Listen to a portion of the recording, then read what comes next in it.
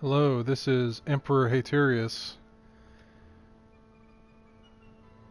and this is Hate Plays Mount and Blade Warband for the PlayStation 4. Now, I've played this on the computer through Steam, and oh my god, this game is difficult. And there's a lot to it, but I thought I would give the PlayStation version a try because I'm a big fan of it. I like the gameplay. I like the stats, the leveling, army management, and whatnot. I don't do too well in this game, but I wanted to get it on PlayStation so I could experience it all with the controller. I know I could have done that earlier, probably with key bindings and whatnot, but again, I wanted to do it on the PlayStation. I wanted to have something I could play for you, the viewers, and me myself personally off stream. And I wanted to show you guys how I deal with situations. I'm probably going to die over and over again. That's what's fun about streaming, is I don't know what's going to happen in these battles or situations. I'm most likely going to get run down over and over again. But hey, I'll try and succeed in creating my empire. The glorious Haterian Empire must rise out of what is left of Calradia, the post-empire. All the different factions, all the bandits, the highwaymen and whatnot. I will be playing as a character. The character generation itself is enough to just continually redo the game over and over again. I'll be probably doing a character that was previously a merchant and whatnot, but we'll get into that. I should have looked at the settings before I did any of this.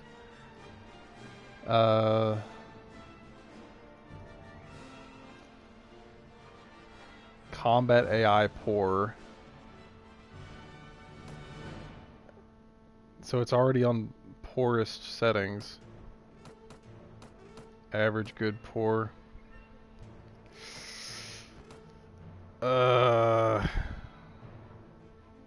Let's do average. Normal combat speed.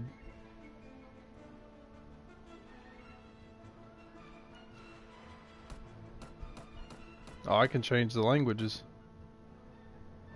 Camera mode. Third person. Default. Always first, always third. I like to change between them. Yes, invert. Don't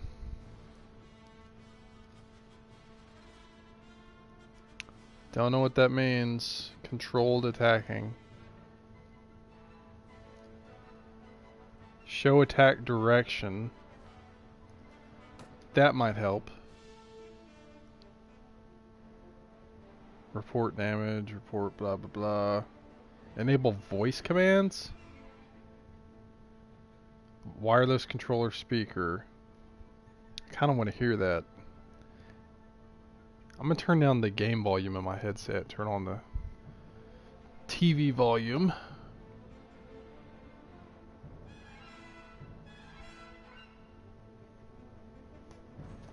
So I don't have the constant sound in my headset and I could hear what comes out of the controller. Sorry for the initial settings. I should have done this before I started streaming. Anyway, tutorial, new game, custom battle. Those are the only options there. I turned down the music volume in case my voice was getting blasted out like it was in other games. Let's go ahead and do the tutorial. This is a console version. There's probably a trophy, but I want to get the lay of controlling my character in this.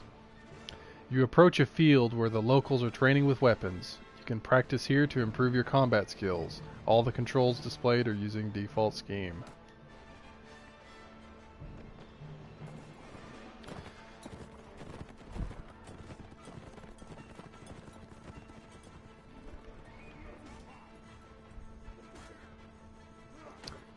Left stick is changed from third. Can I zoom it out? Okay, D-pad is... Oh, I dropped it. Triangles pick up. Walk around training field, speak to the fighters to practice various blah blah blah. And I missed it. Looks like it's the same tutorial.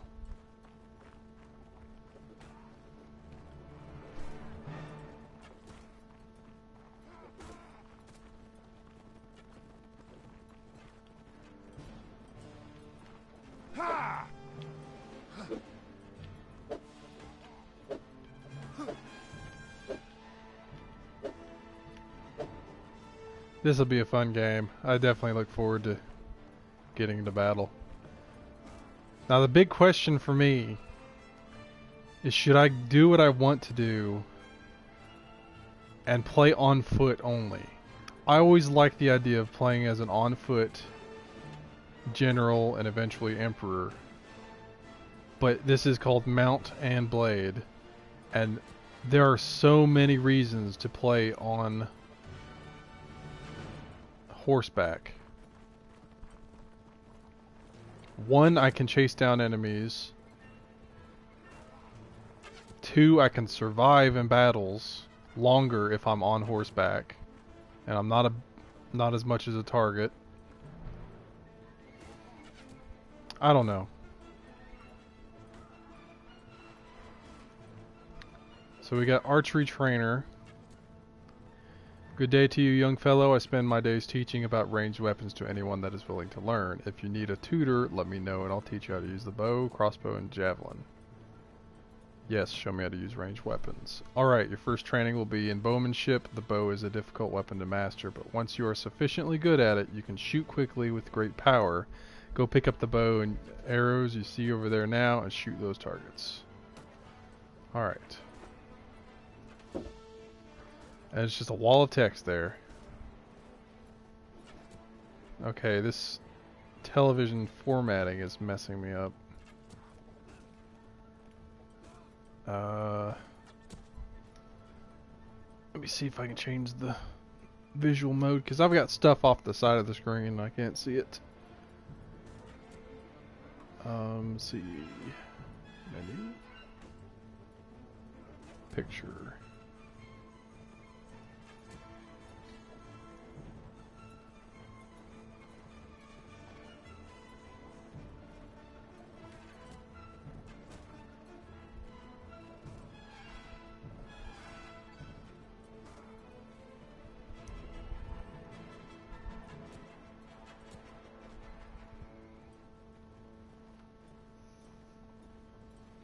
If it's wanting to do this. I don't think I can do this.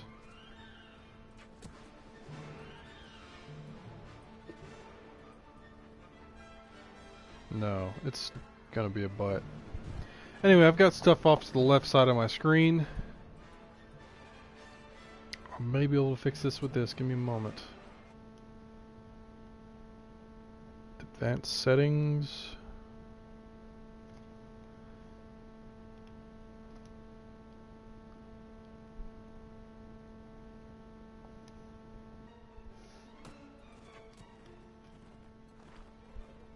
Turned off the comments on the side. I'll still receive them. Still says I'm on air here.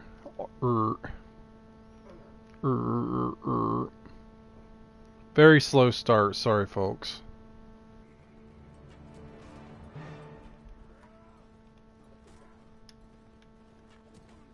Okay. Triangle to pick it up.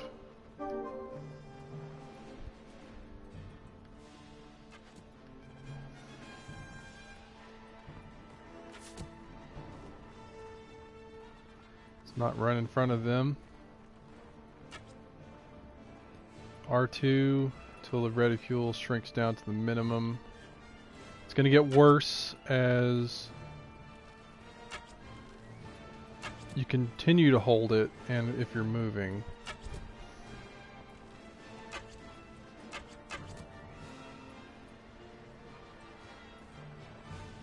shooting at his target, I think.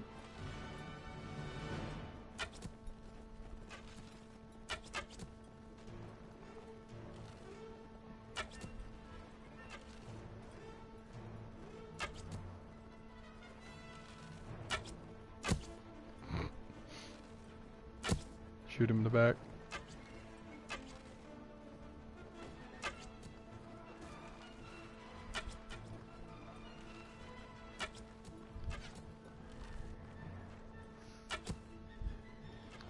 Okay. Oh, those targets.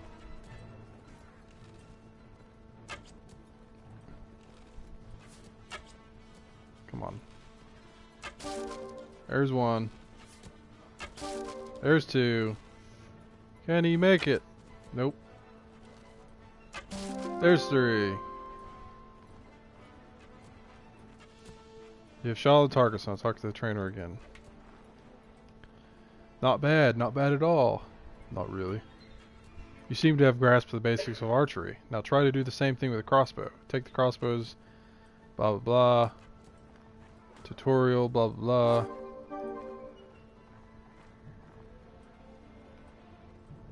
Crossbow does not seem to move over time because it's a machine. It just takes longer to reload.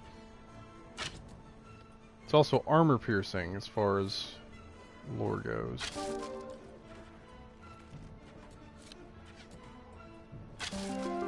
Likely doing more damage in game. Good, you didn't seem to have too much difficulty using crossbow either. Next you'll learn to use throwing weapons. Pick up the javelins you see over there and try to hit the targets.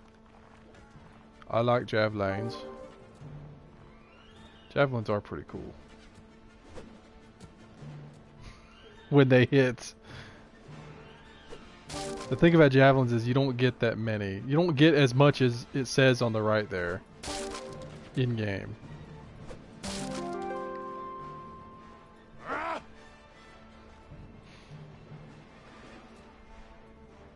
He's indifferent. View my notes. Well, with that, you have received the basic skills to use all three types of ranged weapons. Rest will come with practice. Train each and every day, and in time you'll be good as the best marksman in Calradia. In Canada, yes. Canadian. I'm still wondering if there's a way to...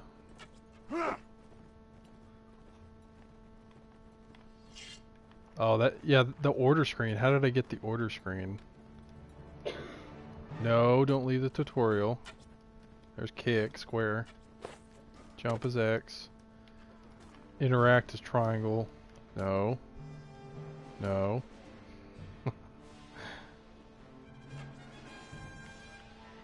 Where's the...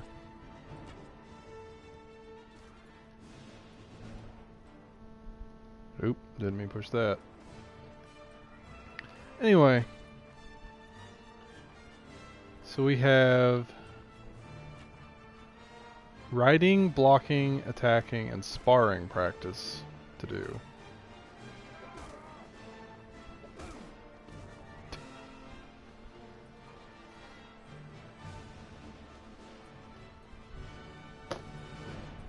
Novice fighter. Hello there, we're polishing off combat skills here with a bit of sparring practice. You look like you can use a bit of training. Why don't you join us so you can show you a few tricks, and if you need explanation of any combat concepts, just ask and I will do my best to fill you in. Want to practice attacking. R2, right thumbstick.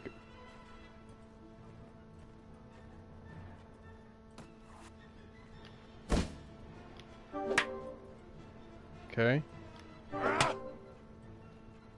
Like usual, it's a directional attack game. We can't do it like Morrowind and set it to perfect attacks only, and it uses the best attack for each weapon. Very good. If you learn now to attack from any direction you want. If you like, we can try to scan or move to different course. Exercise. Blocking. Press and hold down L2 to block. I'll now attack you with different types of strokes, and I will wait until you do the correct block before attacking. You can Try to do the correct block as soon as you can. Practice is easy to do with the automatic block direction setting, which is the default. If you go to the options menu and change the control block direction by right stick movement, you'd manually choose block direction. I like automatic blocking, so I'll keep that on. Automatic blocking of direction.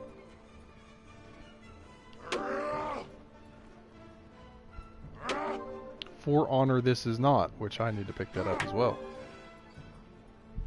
But it's still pretty cool with their block system. Good thing I have it on automatic. Good, you're able to block my attacks successfully. You may repeat this to practice. Yes, yes. I didn't want to repeat it. Actually, I want to do something else. Sparring practice. I guess that's the free-for-all. Oh god. Oh!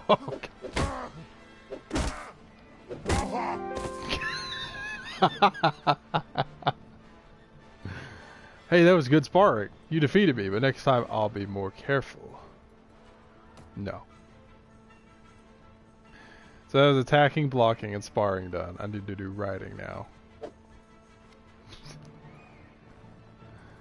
Novice fighter, veteran fighter. Oh, I guess it's difficulty. There's no run button. There's just the movement button, and depending on your sprint or your athletics, your speed goes up. So this guy's okay. He's not wearing heavy armor either. Where is the writing? Dude. Don't run me down. Hey, I've tried to practice here. I'm riding here. Is that him over there? No, they're just beating each other to death. I don't want to run around the map. Come on. Where is this guy?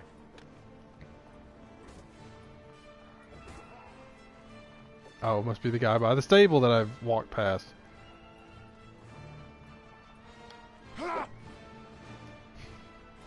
Right to the ankle. Good day. I have come here for some riding practice. But my old bones are aching badly, so I decided to give myself a rest today. If you would like to practice your horsemanship, you can talk to my horse here. You can take my horse here. The exercise would be good for her. Yes.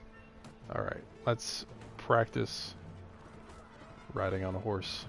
So Juliet, now that you're down here, should I try to play this game on horse or off horse when I play it beyond the tutorial?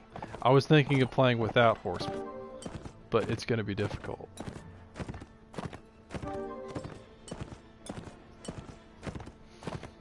So that's one vote for horse.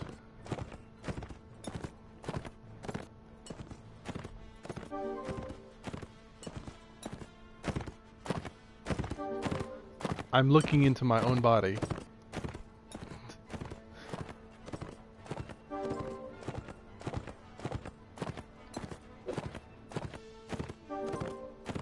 I'll catch up and I'll hit him.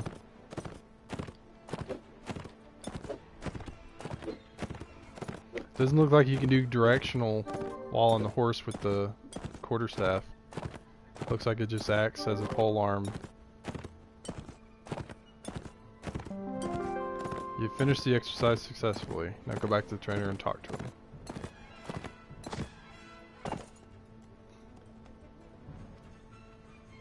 I hope you enjoyed the ride. Now we can move on to something a bit more difficult. Grab the lance you see over there, ride around the course, hitting each target at least once. Now I've got a lance. It's got a bulb on the end of it, a knob. As you're riding with speed, I think you can just hit them. Yeah, you can just hit people with the hit targets with the lance while you're riding when you have your arm down. Jousting. Come on, hit the guy on the horse.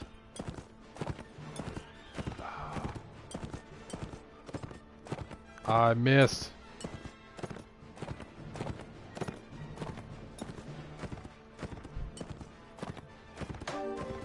There we go.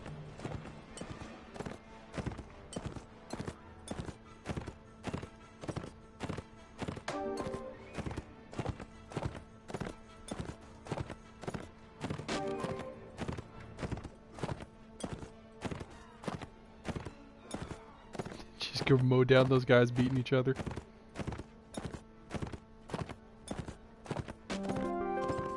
Hey-oh.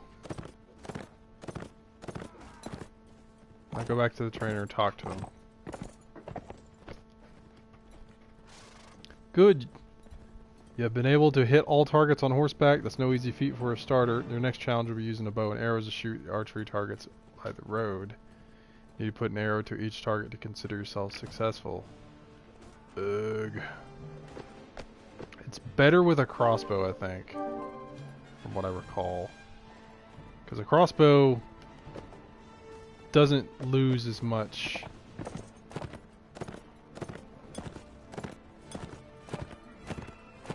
Doesn't lose as much meter there.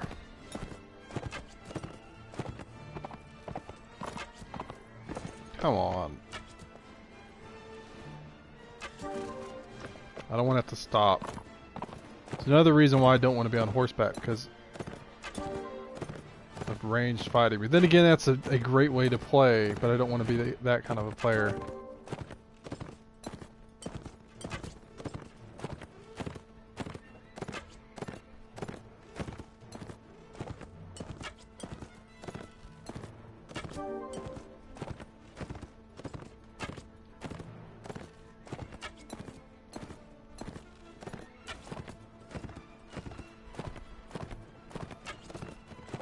Come on. Got him.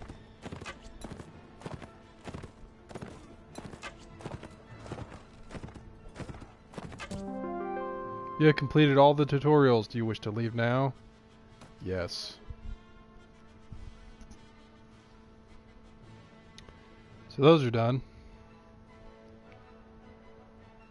I don't think I got a trophy, so... Oh well. Start a new game. Launching game. Welcome, adventurer, to Mount and Blade Warband. Before beginning the game, you must create your character. Remember that in the traditional medieval society depicted in the game, war and politics are usually dominated by male members of nobility. That does not, however, mean that you should not choose to play a female character or one who is not of noble birth. Male nobles may have a somewhat easier start, but women and commoners can attain all of the same goals, and in fact may have much more interesting, if more challenging, early game. That is true. Select your character's gender. Male. You were born years ago in a land far away. Your father was an impoverished noble, a traveling merchant, a veteran warrior, a hunter, a steppe nomad, a thief. I'll go with a veteran warrior. As a child, your family scrabbled out a meager living from your father's wages as a guardsman to the local lord. It was not an easy existence, and you were too poor to get much of an education. You learned mainly how to defend yourself on the streets, with or without a weapon in hand. You started to learn about the world almost as soon as you could walk and talk. You spent your early life as a page at a nobleman's court, a craftsman's apprentice, a shop assistant, a street urchin, or a stepchild from the steppes.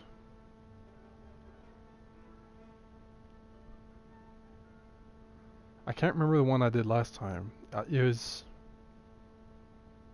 either a craftsman's apprentice or a shop assistant.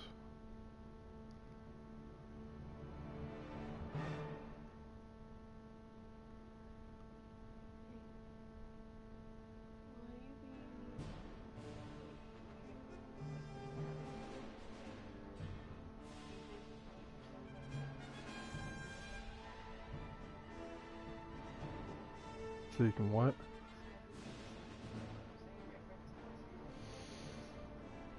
I think I'll go with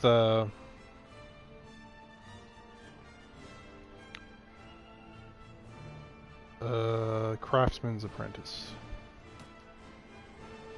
As a boy growing out of childhood, you apprenticed with a local craftsman to learn a trade.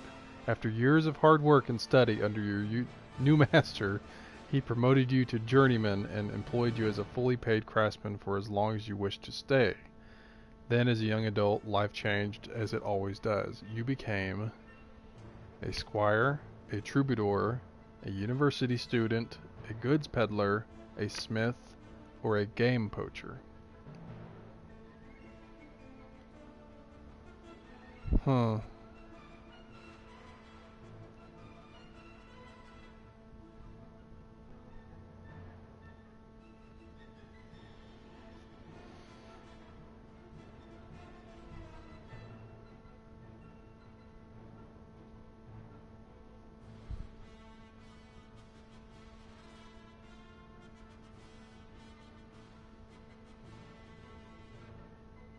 I think actually I'm going to go back. I'm going to go with shop assistant. And then I'm going to go goods peddler. Though the distinction felt sudden to you, somewhere along the way you had become a man, and the whole world seemed to change around you. Heeding the call of the open road, you traveled from village to village, buying and selling what you could. It was not a rich existence, but you became a master at haggling even the most miserly elders into giving you a good price. Soon you knew you would be well placed to start your own trading empire. But soon everything changed and you decided to strike out on your own as an adventurer. What made you take this decision was personal revenge, loss of a loved one, wanderlust, being forced out of your home, or lust for money and power. And we've got to go with lust for money and power. Only you knew what exactly caused you to give up your old life and become an adventurer. To everyone else, it's clear that you're now motivated solely by personal gain. You want to be rich, powerful, respected, feared. You want to be the one whom others hurry to obey. You want people to know your name and tremble whenever it is spoken. You want everything, and you won't let anyone stop you from having it. Become an adventurer and ride to your destiny. Now enter your name, distribute your attribute, skill, and weapon points. You can go to various elements on the screen to learn how each one will affect your character. Enter name here. Let's go with Emperor Haterius because, yes.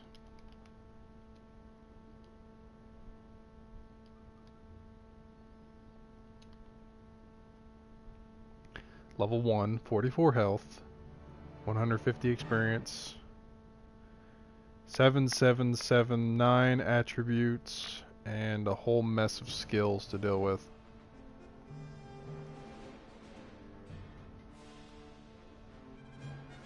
Let's go Charisma 10. I've got 3 more points.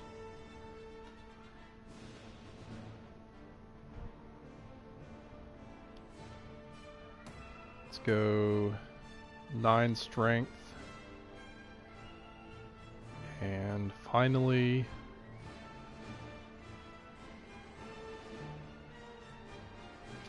eight intelligence. So now skills. I already have 1 in Iron Flesh, 1 in Power Strike, 1 in Power. No, it's Weapon Master. 2 in Athletics, that's maxed out. 1 in Looting, 1 in... I hate how they line these up. I've always hated that. I think it's Looting and Trainer, Pathfinding, Inventory Management's maxed, Leadership Trade. Let's go with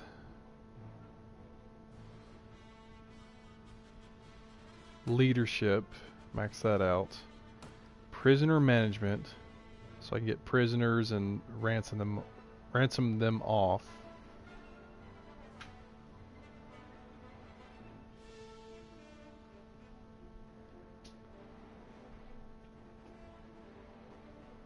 Wound Treatment.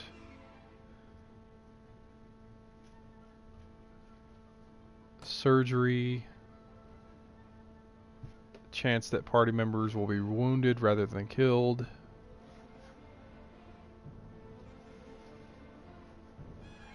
Of course, it shows it up in the top right when it's highlighted, so that's good. First aid, a point in that. Tactics is important. Increases the starting battle advantage by 1.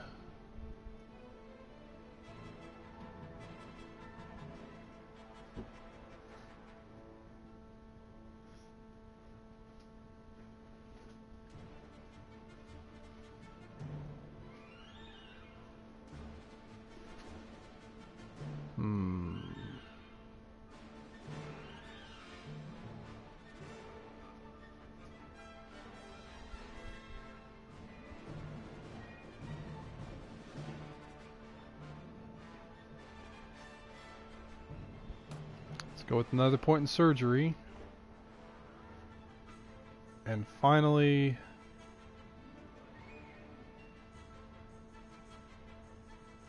looting. Now for weapons.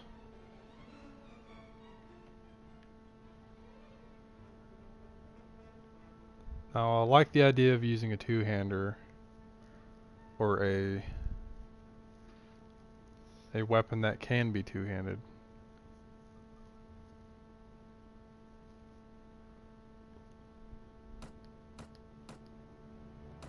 But oh, I can save more points.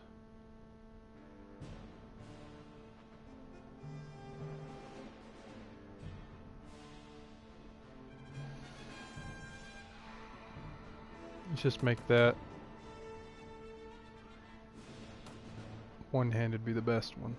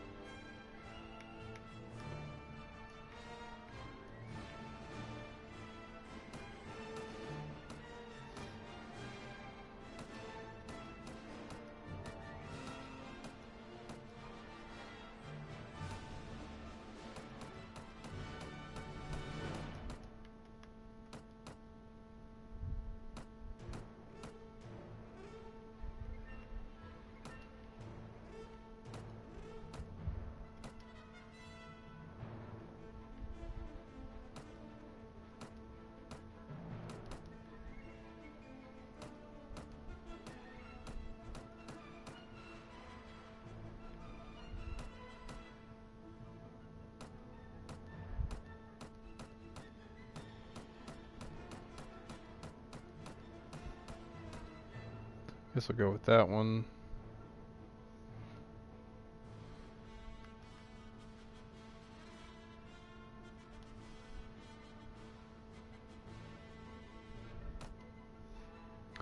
You hear about Calradia, a land torn between rival kingdoms battling each other for supremacy.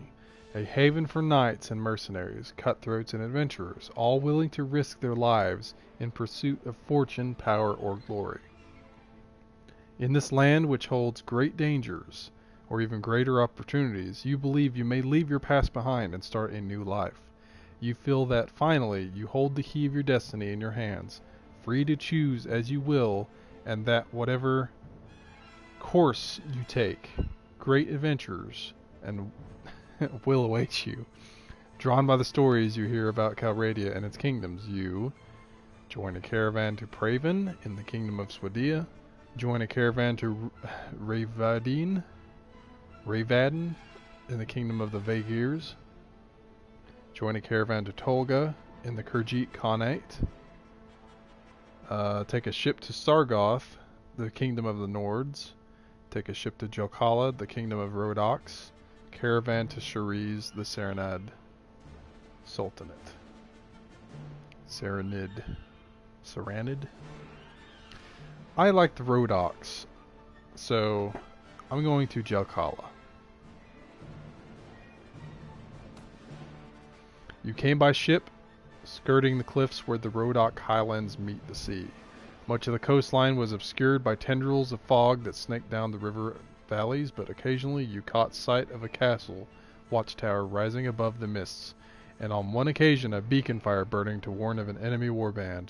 You knew that you were relatively safe at sea, as you were too far south to risk encountering the sea raiders who trouble the coast of the Nordic lands, but it was still a relief to reach the Selver estuary gateway to the port of Jalkala and see a Rhodoc galley riding at anchor, its pennants fluttering in the evening breeze. You are exhausted by the time you find the inn of Jalkala and fall asleep quickly. However, you awake before dawn and are eager to explore your surroundings. You venture out onto the streets, which are still deserted. All of a sudden, you hear a sound that stands the hairs of your neck on end, the rasp of a blade sliding from its scabbard. And here I am.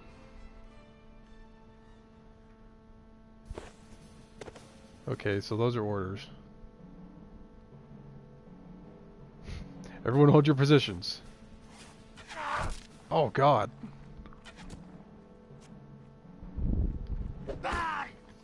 Am I gonna die in my first fight?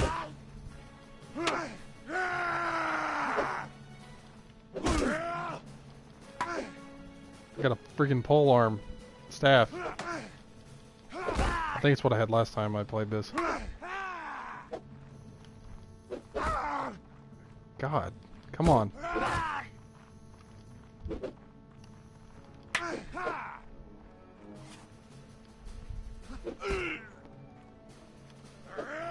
Give me a break. It's a bit hard to... It's not letting me do...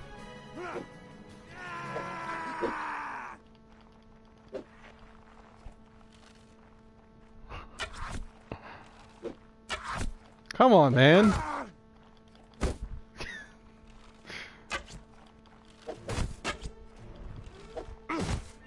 You are not killing me.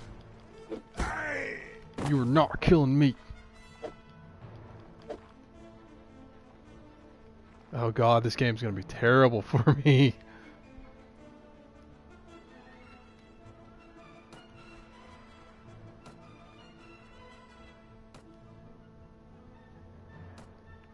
I've got all the menus and whatnot. It's pretty much the same game, just moved over. Oh man, all this damage I took. Are you alright? Well, I guess you're alive at any rate. I'm not sure that we can say the same for the other fellow. That's one less thief to trouble our streets at night, although heaven knows he won't be the last. Anyway, maybe you can help me with something. Let's talk more inside. Out here, we don't know who's listening. Merchant of Jalkala. The merchant takes you to his house. Once inside, he stands by the door for a while checking the street, and then finally, convinced you have not been followed, comes near you to speak.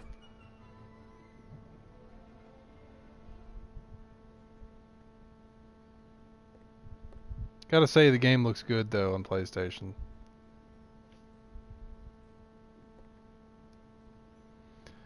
Now, let me explain my proposition.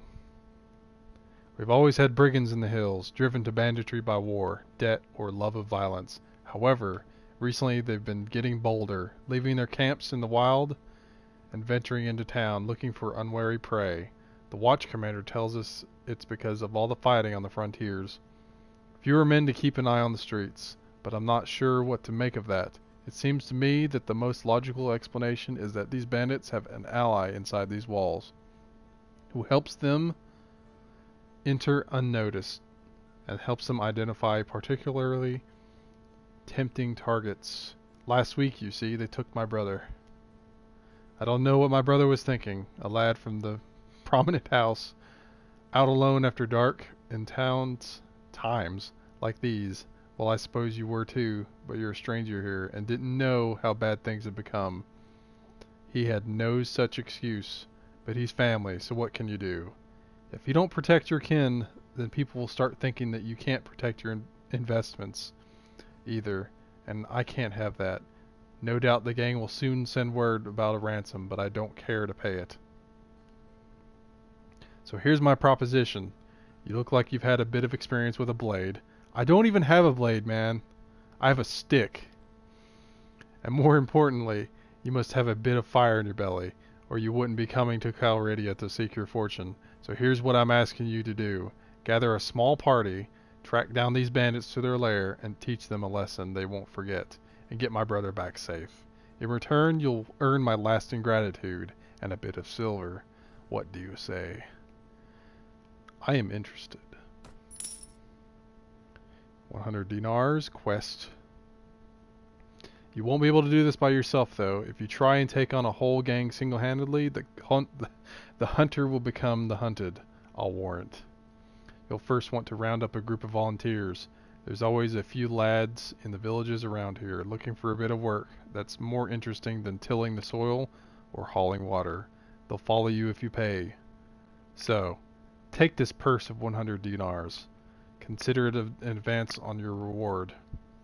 Go around to the villages and earn the money. Use the money to hire some help. I'll reckon that you need at least 5 men to take on these bandits. Very good, sir. I'll go collect some men from around the villages. Good. You can find me again in the tavern here in Jokala after you've got your group together. Then we'll speak about what we do next. Never have I wanted someone to voice act this game more than ever. Because honestly, there's so much text in this game. I'm not the best narrator. I'm sure you can attest that by now. But I will do my best.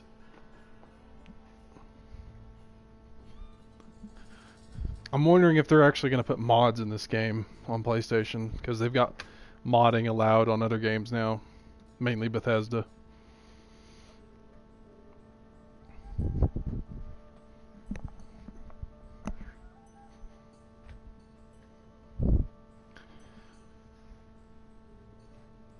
Situate myself here.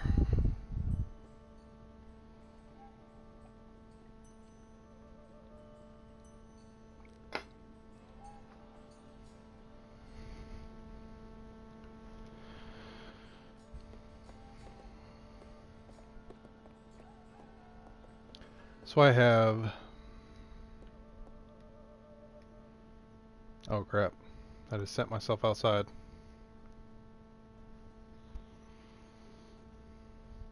I'm in Jelkala, the capital of the Kingdom of Rhodox. The king is King Graveth. So here's the map. We are the south of the map.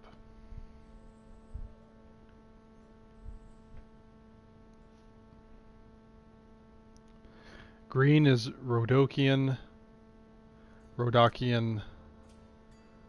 Kingdom. Orange is, I believe,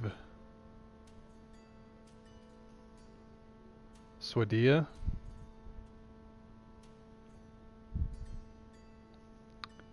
Gray is Vagirs. Pretty sure. Yeah. Blue is Nords. Yellow is the Sultanate. The somewhat pink purple is the Khanate. So you have the steppes, horse archer nation. You have the Sultanate, which is Middle Eastern style Sultanate. You have the Vagirs, which are the gray here. They're like Slavs, I guess. The blue is the Nords. They're Norse Viking style kingdom. And then you have Swadia, which I don't know what they're supposed to be based on. But the the Rhodoks are like a combination of like Italians and the Scots. which I really like. They are mainly foot troop based. They have huge tower shields, and I think they're the best crossbowmen too. Crossbows and spear troops. And the others are great in their own ways. So, here's my inventory.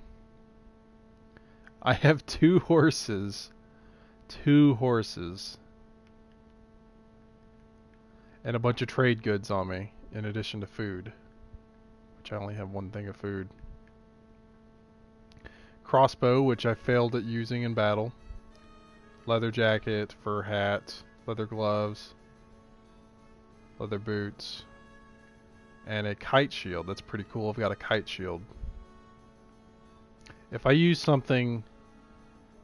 things in my hands that are not that kite shield, the kite shield will be on my back and it'll protect my back. I have 4 slots for weapons, 2 of which are used up for a ranged weapon and ammo, and then a melee weapon and shield. But I can have a weapon and shield, and then another thing, and then a shield on my back if I wanted to. And I've done that before, and it's pretty cool. Especially when I get the banner I like whenever I become a noble, if not starting as a noble. It just seems cool to me. Very, I don't know, it makes me think of if I were able to get the samurai armor, because there is hidden samurai armor, but it's probably not accessible in the PlayStation version, because you had to do some weird stuff on PC. I would wear the samurai armor, and I'd have a shield on my back, like a tower shield, and that would have my banner on the back. It just made me think of my flag, like a flag, a samurai banner, to represent Walleye two-handed. So I don't know what kind of fighting style I'm going to go for, other than what weapons I've got, because money in this game is hard to come by, at least for me. And I have to, when I get an army, pay them once a week. Because I've got higher leadership, it'll be better on me. But it also means I can have more dudes under my control to pay. So it's a trade-off, I guess.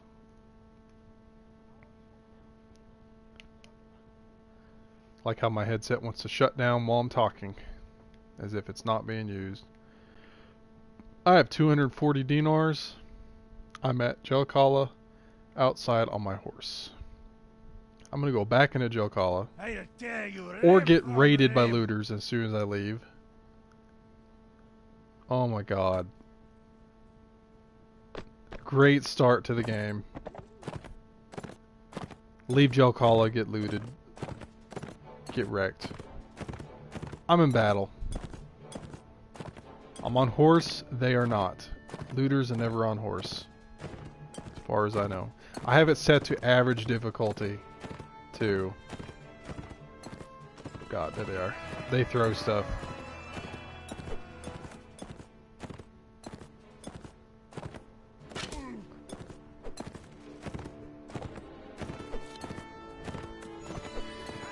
This, using your weapons also increases their proficiency, which is another cool aspect. Another cool aspect, like I said, is that while you're turned away, well, I mentioned this somewhat, while you're turned away, and if you have a shield in your back, it protects your back. It will still take damage. Your shields will get battered and destroyed. I killed a dude. Looks like a monk throwing rocks at me. Oh. Horse is taking damage. That's a big thing I need to worry about. And then once the horse is gone, I get swarmed and they just beat me to death. You can also trample people and deal some damage, if not kill them.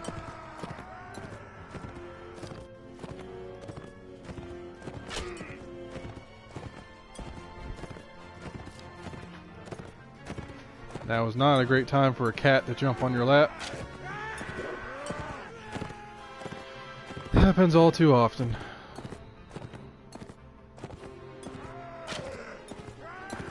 I am at 19 rounds. Bolts left. 18. Oh, this is how mainly people play this game. Kind of bothers me. It bothers me. So I don't want to be on horseback, but that's the best way to play this game realistically. So I don't have an army with me. I imagine that the squad commands are going to be a lot better for me now, though. Because look, it's still off to the side of the thing, but I can scroll down everyone, formation, or just back out of it. That's a lot better than all the F keys, the function keys on the computer. So that's another big reason why I would prefer the console version over the PC, because I can actually command, such as infantry, formation, stand closer, infantry, movement, hold this position. This would be a lot better for me with my armies. More RTS compared to being on computer, funnily enough. Funny enough. Meanwhile, I'm just shooting these guys up. I don't want to die.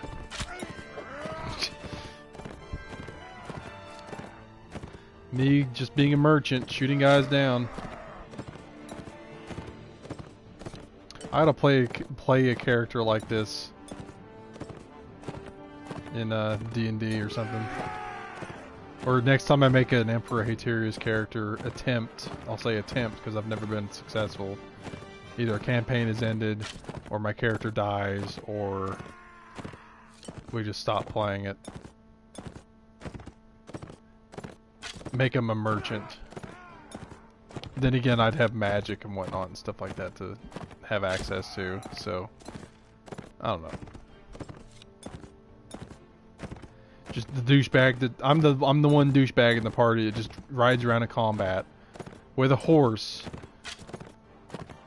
and just crossbows dudes in the face when they're running from behind, because that works. Alright, enough of this crap.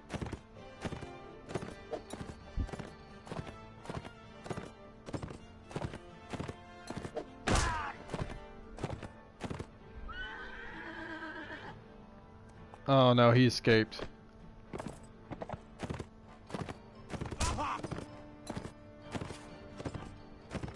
A last bolt.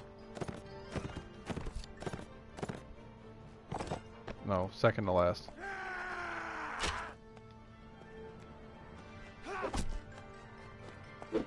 Dude, get off me.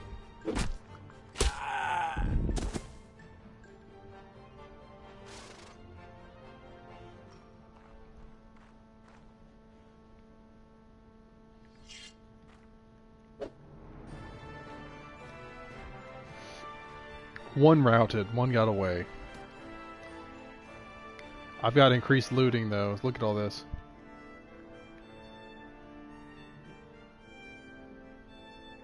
Triangle to take all. Okay, so I have a staff. That's 18 bludgeoning, swinging, 19 bludgeoning. I can't swing it if I keep thrusting with it like it's a spear because I have a shield. 23 swing, 16. 33 swing.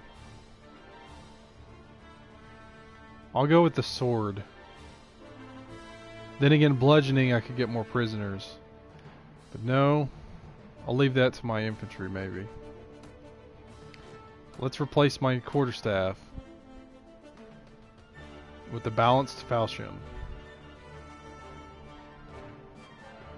Do I have better armor? 20 to body armor, 22 to body armor. I like the look of my current armor, so I'm going to keep that in my inventory to give to someone else.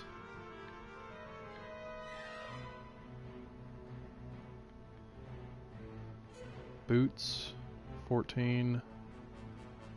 There's 16.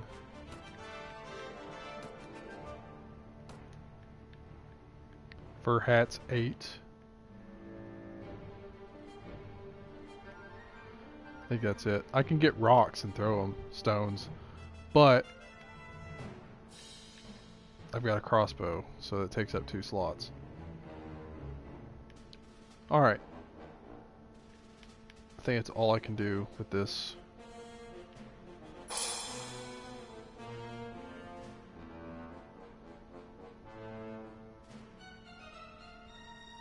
I have advanced to level 2. Character screen.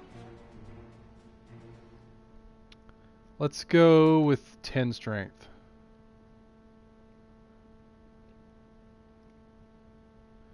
Each point to the skill increases melee by 8%. Let's do that. Done, I think. No. Weapons. Increase one-handed. Nope, don't oh, I can change my name apparently. Let's go back to here. And let's go to the market and sell this stuff I've got. Arms merchants. Sell that. That's 7.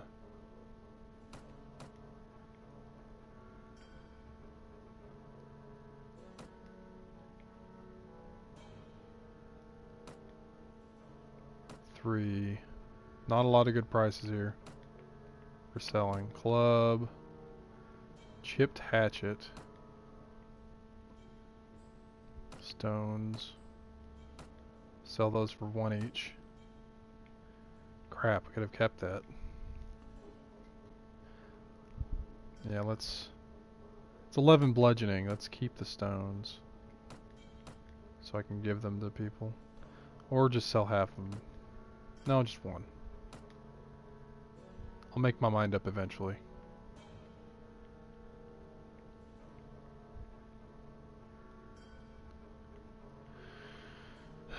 Two-handed saber, 936. This is the best stuff he has quality-wise on the top. I have 342. I need to get followers still.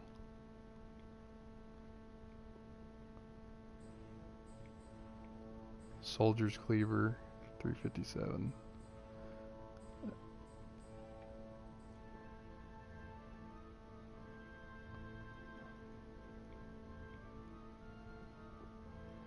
Polearm.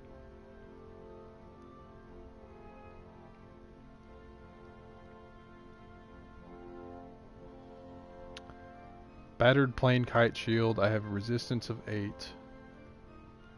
72 by 106.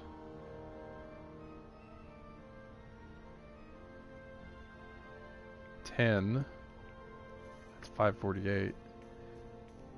Board shields cannot be used on horseback. So it goes on your back.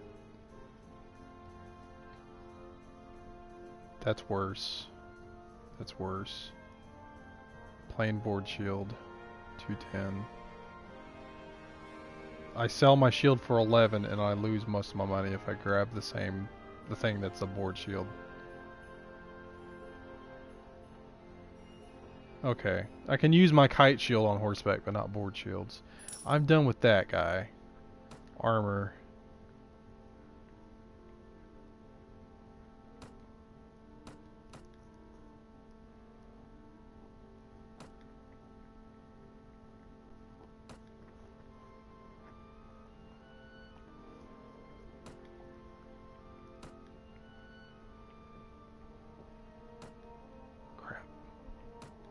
Oh well. Well, there's that one. Yeah, I'll just sell it.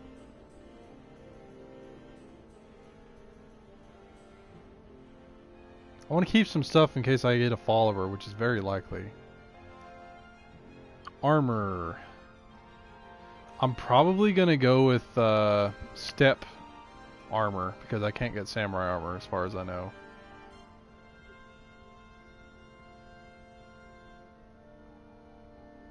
at least later on, because step armor probably the cooler looking.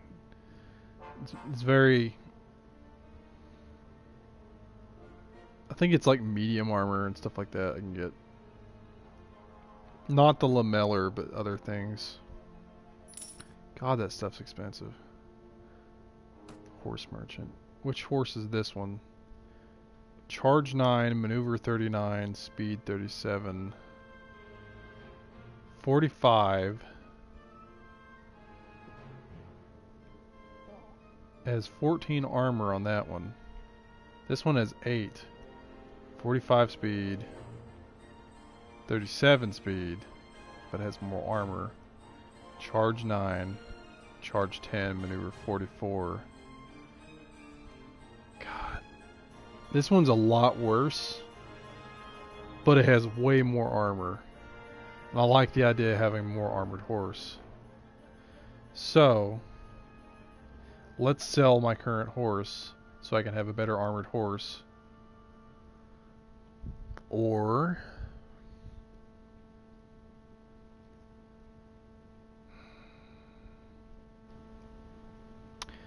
nobody's watching, nobody's commented any answers to my question earlier, so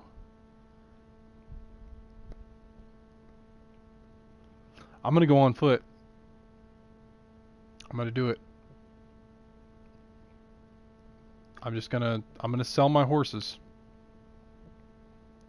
So this is the turning point in how I'm going to be playing my game.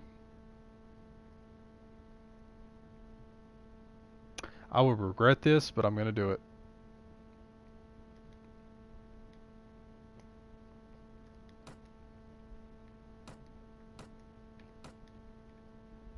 I have no longer a horse. I have 391 dinars after that. Let's sell goods. Linen for 230. Wool for 149, 145. Pottery for 91.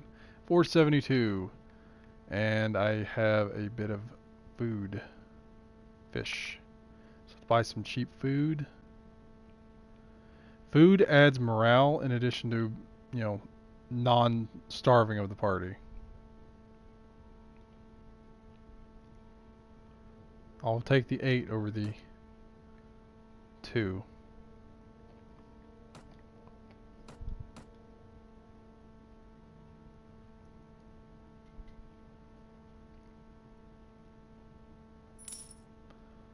Okay. Let's go to the tavern, see if there's anyone here I can hire. There's the merchant. Wandering bard. Mercenary swordsman. So no companions. Again, I'm trying not to leave out things you may want to know about this, but I am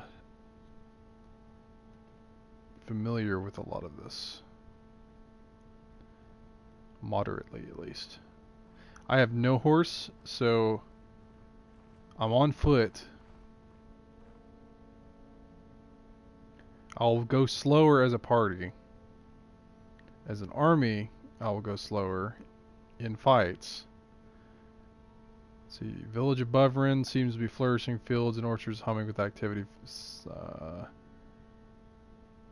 Populace is indifferent to me. Recruit volunteers. 2 Rhodox tribesmen. 20 dinars.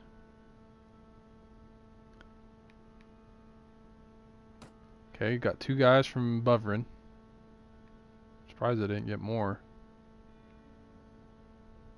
So I've got 2 guys in my army. My party. They're tribesmen with pitchforks or scythes or something of that sort.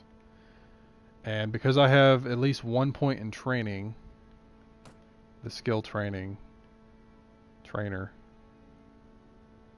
I will be able to I can change the look of myself.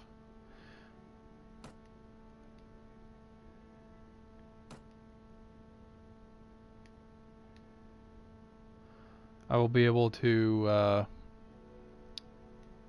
continuously give them experience to the point where I can upgrade them into a different type of unit. An actual soldier. They'll be experienced, or they'll be veterancy of that. Roll D. 1 volunteer. So I need 5 dudes. Minimum. Let's go to Cheles. Have to go around the mountain apparently. Ibdils. That's the king and his army of 224 men. Ibdel. 3. Let's get some more people so I don't lose as many. Let's go to Cheles.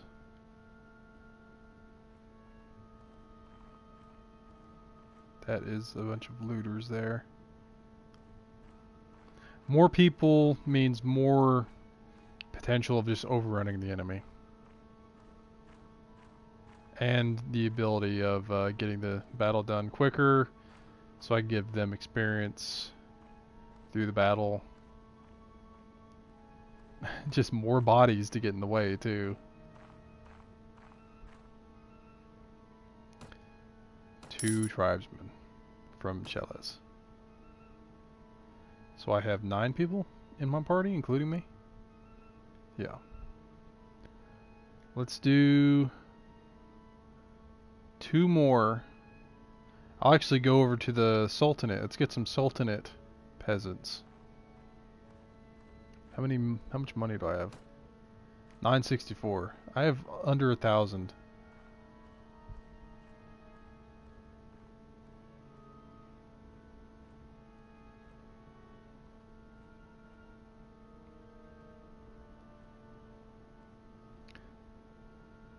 I think I can speed up time is what I just did.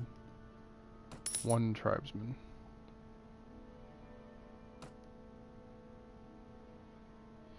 It tells of big battles and who's been captured and whatnot in the messages on the bottom there, which is pretty interesting.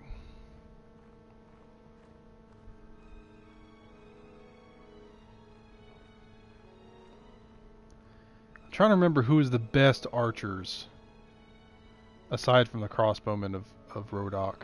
Rodok are the best crossbowmen, but the best archers, I think they're the Swadeans. Hawaha.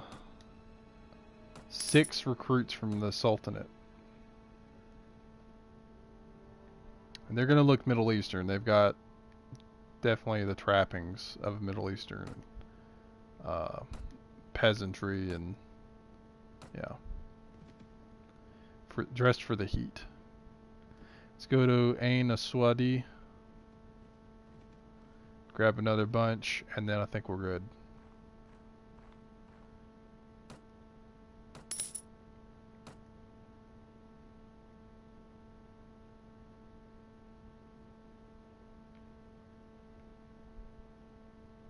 Actually, these guys are right here. I'm gonna grab some steppe people, and then we're done. Just big army. How many people can I have? 55 currently.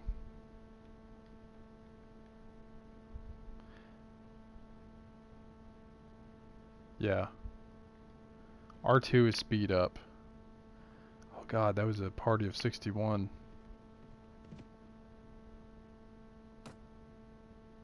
3 Khergit tribesmen.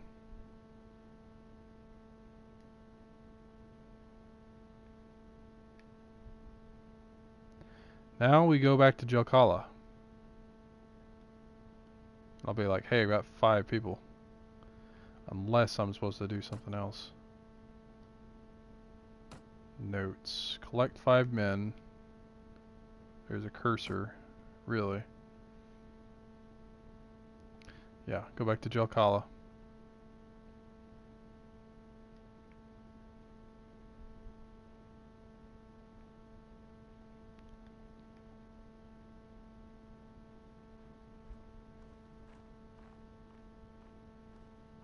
By order of King Ragnar, Emir Marir of the Kingdom of Nords has been indicted for treason. The Lord has been stripped of all his properties and has been barred for life, or something of that sort.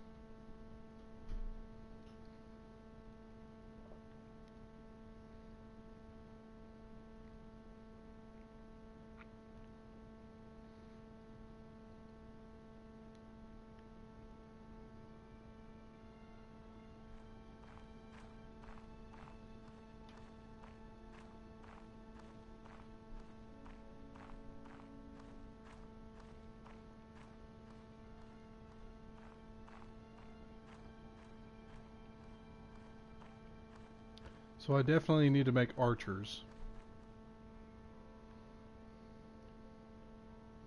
Rodakian. Let's go after these looters.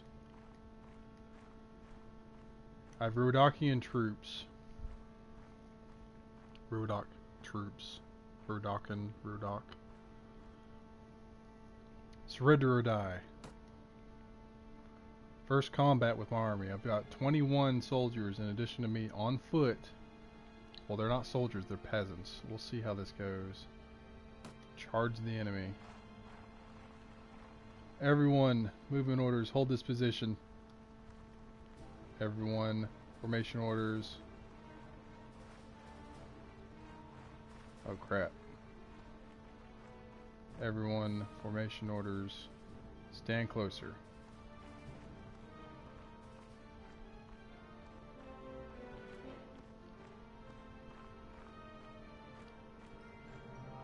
They actually have shields.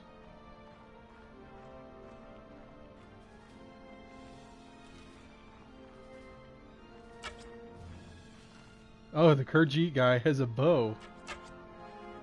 The few Khajiits that I have. That's awesome.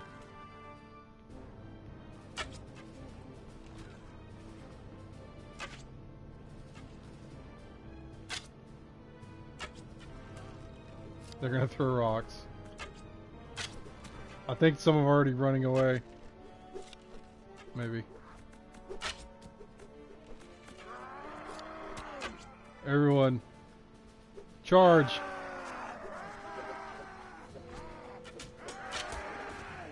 Oh, in the side. Alright. Let's get in this melee. It's already over.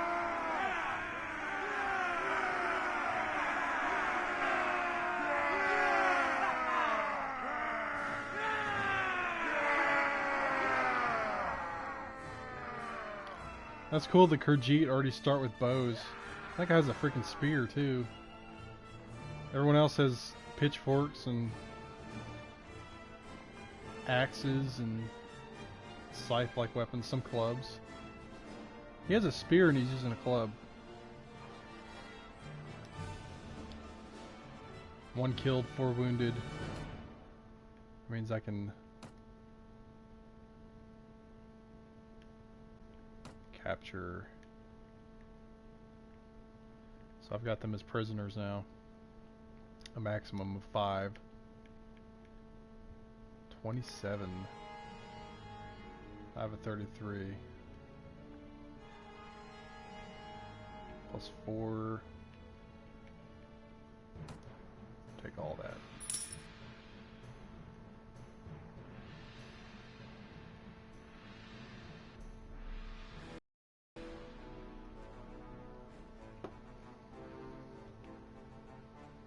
So I've got 4 prisoners of war, looters. left thumbstick click. Looks like it follows your army. I think that's the king right there.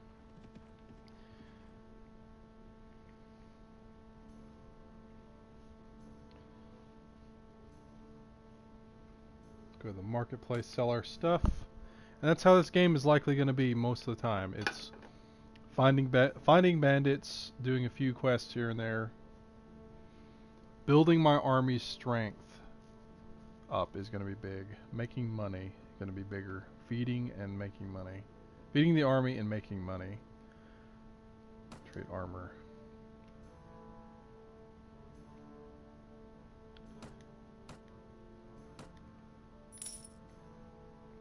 Arms merchant.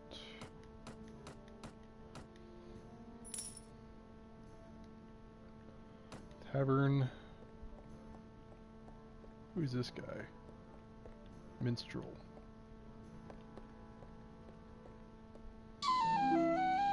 Splendid work, Merchant of Jalkala says.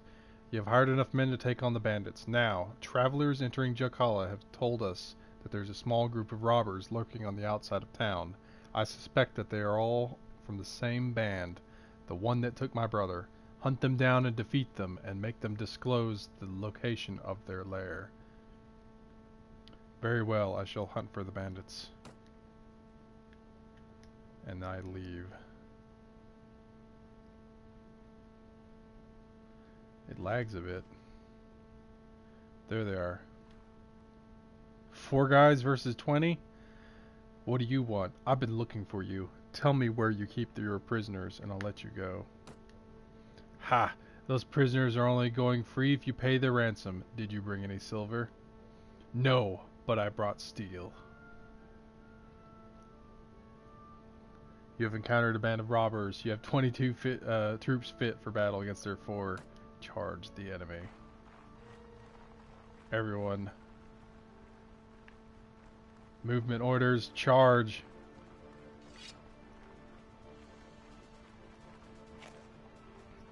Put up my shield. I can't run. I forgot about that. I have athletics maxed out right now to what I can get. These guys are running ahead without shields, and these guys are just pacing themselves. Shields up.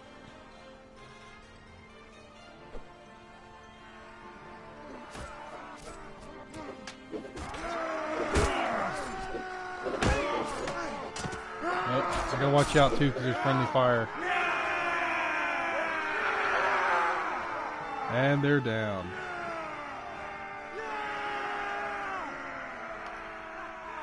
That dude is a pig.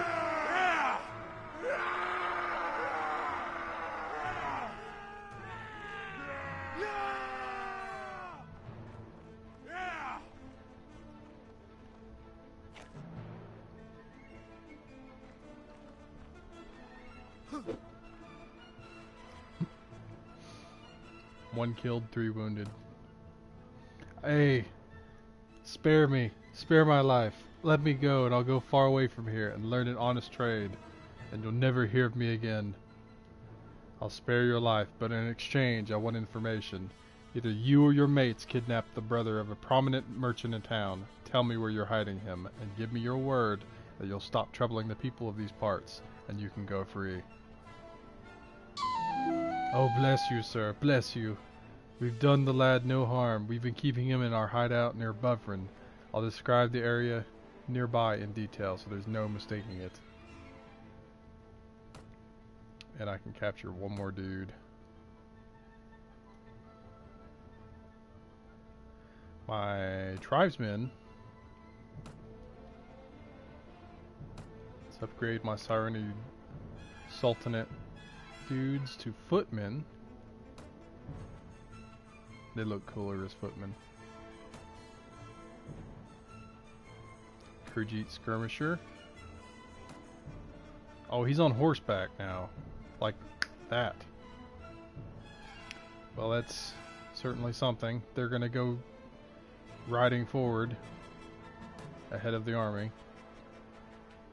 Let's make some spearmen to go against enemy cav. So we have 7 tribesmen, 7 recruits, 2, 7 Rodok peasants, Serenid peasants, Khergit tribesmen, which should have bows, Serenid footmen, which are soldiers of the first rank, Khergit skirmisher, which is a Khergit soldier on horseback, and 2 Rodok soldier spearmen. Okay. It's a better sword. Not than mine, but to have on hand. In hand. So, nearby Buvrin.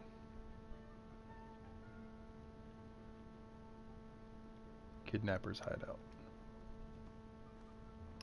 So one of us have horse. He's gonna go riding ahead. You approach the hideout. The looters don't appear to have spotted you yet, and you could still sneak away unnoticed. The difficult approach to the site down a narrow defile means that only a handful of troops in your party will be able to join the attack, and they will be unable to bring their horses. If your initial attack fails, the looters will easily be able to make their escape and disperse. Do you wish to attack the hideout or wait for another occasion? Attack. So no horses,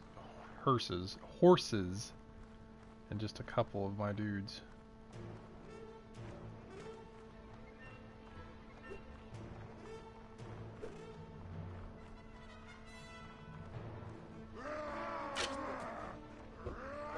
Miss.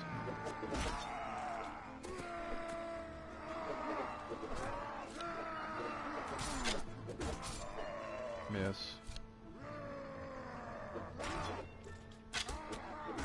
There's a hit.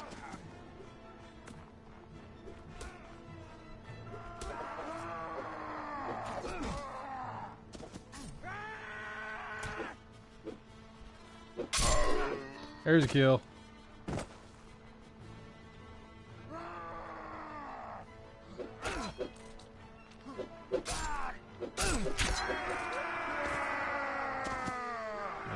Kill.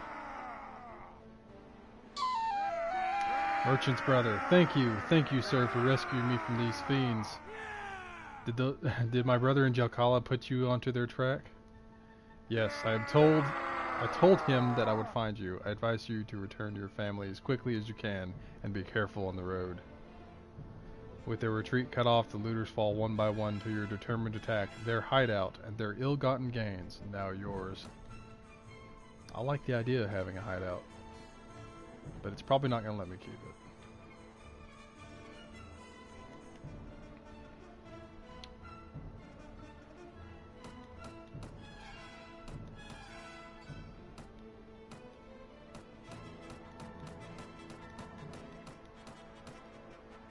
Bunch of loot.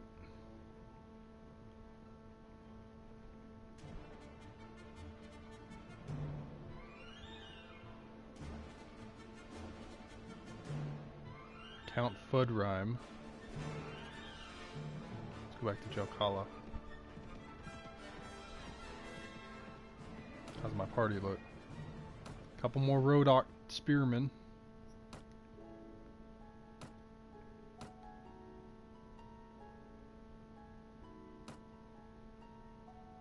I can talk to my troops too.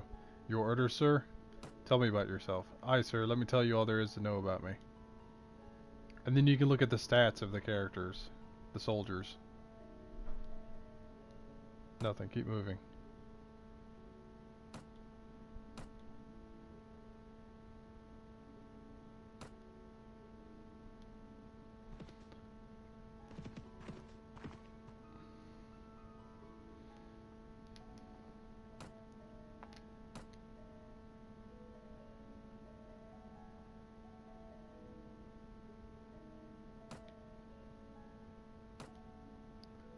Way better armor to have on hand.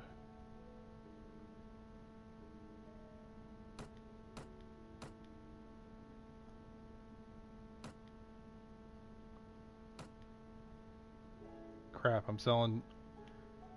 I want to fix this. I was selling armor to a dude that does arms. Fix that. I don't know if I just lost money or paid the same price or what. That'll bother me if that's the case.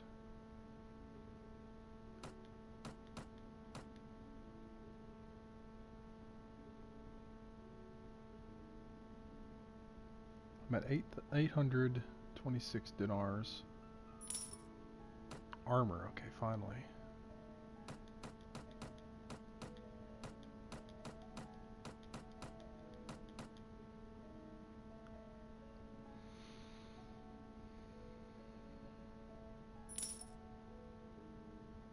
Okay, tavern.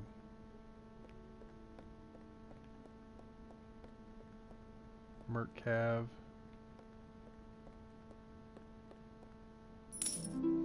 Well, my brother is home safe. I'm not sure what to do with him. Maybe pack him off to a university outside Calradia. That way, if he gets knocked on the head in a street brawl, no one can say it's my fault. But that's not your problem. Here's the rest of your reward. It was well earned. The money is most welcome, and I'm glad to have been of service. Good. Now, are you interested in making some more? Possibly. What do you need? Remember how I told you that the bandits had an ally inside the walls? I think I know who it is. The captain of the watch, no less. Some months ago, this captain, seeing the amount of profit we merchants were making from trade across the frontiers, decided to borrow some money to sponsor a caravan. Unfortunately, like many who are new to commerce, he failed to realize that great profit only comes with great risk. So he sank all his money into the most expensive commodities, and of course his caravan was captured and looted, and he lost everything. As a consequence, it seems, our captain turned to villainy to recoup his fortune. I supposed I'd do the same if, the heavens forbid, I ever faced indebtedness and ruination. Now any watch captain worth his salary will have a few thieves and robbers on his payroll to inform on the rest, but our captain decides to employ these bastards wholesale. He brings them into the town, lets them do as they will, and takes a share of their take. You've heard of poachers turning gamekeepers? Well, in the unfortunate land of Calradia, sometimes gamekeepers will turn poacher. Luckily, there are still a few brave, honest souls in the watch who've told me how he works. Now, here's my plan. I could bring this to the attention of King Graveth, Lord of the City, but that would mean an inquiry. My word against the captains, witnesses can be brought and evidence destroyed. Or maybe the whole thing will be forgotten if the enemy comes across the border again. And all I'll get for my trouble is a knife in the ribs. In time of war, you see, a king's eye wanders far from his domain, and his subjects suffer.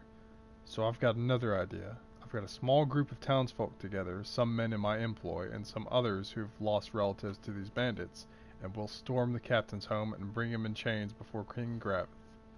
Hopefully with a few captured bandits to explain how things stack up. All I need now is someone to lead my little army into battle, and I can't think of anyone better than you. So what do you say? How do I know that you're telling me the truth? Oh, well, I suppose it's possible that I found a dozen bandits who were willing to give their lives to give passing stranger a false impression of life in old Jelkala. Well, I guess you can't really know if my word is good, but I reckon you've learned by now that my money is good, and there's another 100 dinars, or maybe a little bit more, that's waiting for you if you'll do me this last little favor. So what do you say? Alright, I'll lead your men. Splendid. It's been a long time since I staked so much on a single throw of the dice, and frankly, I find it exhilarating. My men are ready to move on your word. Are you ready? Yes. Give them the sign. Good. Now strike hard, strike fast, and the captain and his henchmen won't know what hit them. May the heavens be with you. You leave the tavern and go out to the streets. Nervous-looking young men are waiting in every street quarter. You can see they have daggers and clubs concealed under their clothes, and catch a mixture of fear, anticipation, and pride in the quick looks that they throw at you as you pass by. Praying that your enemies have not been alarmed by this all too obvious bunch of plotters, you check your weapons for one last time and prepare yourself for the action ahead.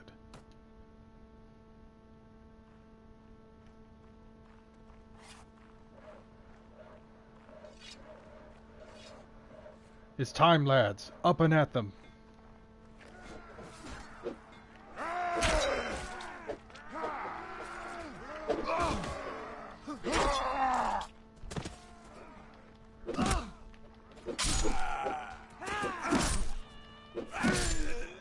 There's 3.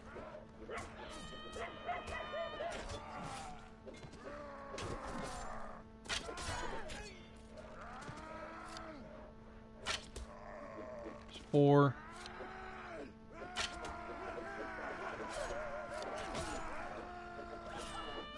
They're in the way. The remaining few bandits scatter off the town's narrow alleys. I got a trophy. Get up, stand up. Only to be hunted down by one of the angry townsfolk. Making sure that your victory is complete and all the wounded have been taken care of, you and the merchant head to his house to review the day's events. Ha! Well done. I saw at least 3 of the enemy go down before you. Keep fighting like that and you'll make quite a name for yourself in this land. Unfortunately, about 5 of my lads got themselves wounded. I should go look on them. Let every villain learn to fear the name Emperor Haterius. Yes, yes. Now, a couple of my boys have the watch captain pinned down in the back room with a knife at his throat.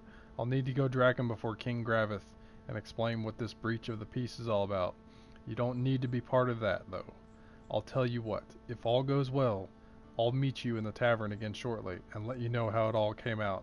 If you don't see me in the tavern, but instead see my head on a spike over the city gate, I'll assume you know enough to stay out of town for a while and forget this whole episode ever happened. So, hopefully we'll meet again.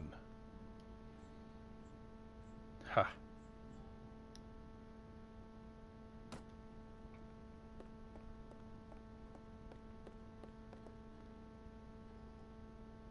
Oh, he's already here.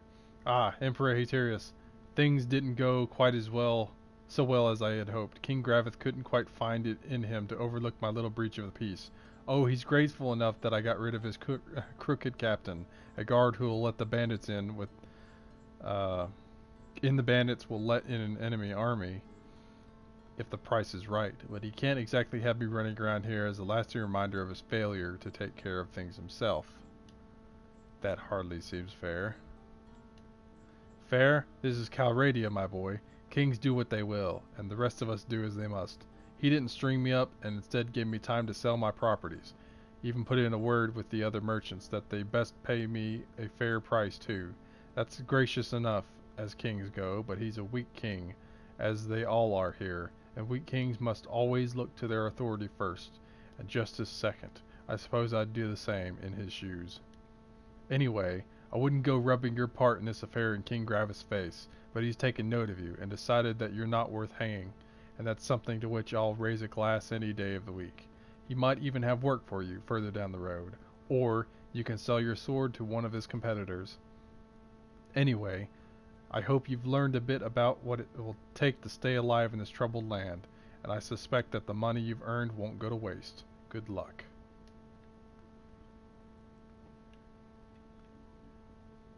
I am preparing to leave town in a short while. It's been an honor to know you. Good luck.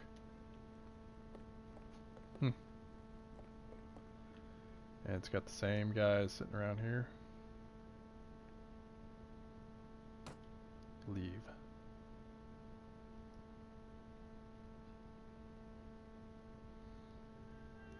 Where to next?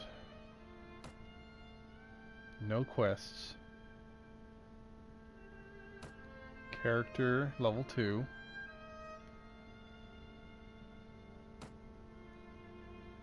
I've got 22 in my party, including me.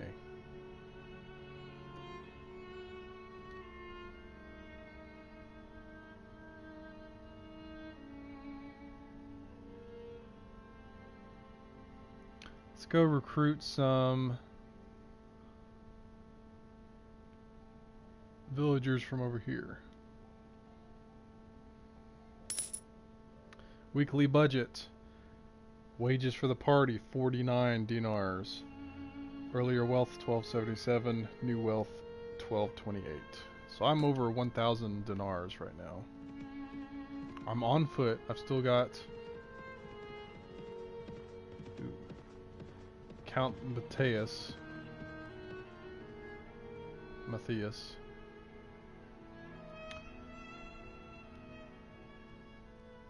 go to Voluka, see if anyone's in the tavern.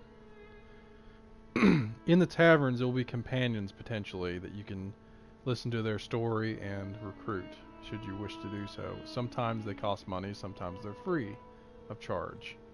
But I think they'll be paid regardless in the party payments for the week.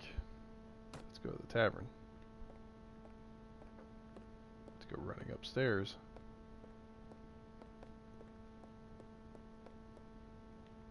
Wandering Troubadour. Don't really want to talk to these guys. They're mainly lore. Ransom broker. Let's sell these dudes. Greetings to you, sir. You look like someone who'd get to know me. Why is that? I broker ransoms for the poor wretches who are captured in these endless wars. Normally I travel between the salt mines and the slave markets on the coast, on commission from those whose relatives have gone missing. But if I'm out on my errands of mercy and I come across a fellow dragging around a captive or two, well, there's no harm in a little speculative investment, is there? And you look like the type who might have a prisoner to sell. What if their families can't pay? Oh, then, I spin them a few heartwarming tales of life on the galleys. You'd be surprised what sort of treasures a peasant can dig out of his cowshed or wheedle out of his cousin's, assuming he's got the proper motivation. And if in the end they cannot come up with the silver, then there's always slave merchants who are looking for galley slaves. One cannot do heaven's work with an empty purse, you see. What can I get for a prisoner? It varies. I fancy that I have a fine eye for assessing a ransom. There's a dozen little things about a man that will tell you whether he goes to bed hungry or dines each night on soft dumplings and goose. The real money, of course, is in the gentry. And if you ever want to do my job, you'll want to learn about every landowning family in Calradia, their estates, their heraldry, their offspring both lawful and bastard, and, of course, their credit with the merchants. Would you be able to ransom me if I were taken? Of course. I'm welcome in every court in Calradia. There's not many who can say that. So always be sure to keep a pot of dinars buried somewhere, and a loyal servant who can find it in a hurry. That's all I need to know. Thank you. Anyway, if you have any prisoners, I'll be happy to buy them from you. Then you'd better bring your purse, because I've got prisoners to sell. Let me see what you have. I have 5 looters.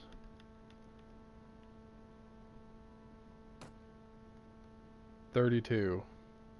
Sell all. Got a trophy. Sold into slavery. I will be staying here for a few days. Let me know if you need my services. Excellent. Caravan guard, I could probably hire, but no. Those guys, mercenaries are usually very expensive, so I don't usually go with them. It just, they're a shortcut to having very experienced and kitted troops. I don't usually go for them though. Let's go to Nomar, get some peasants to recruit from the neighboring kingdom here. And then we'll visit Uxkhal.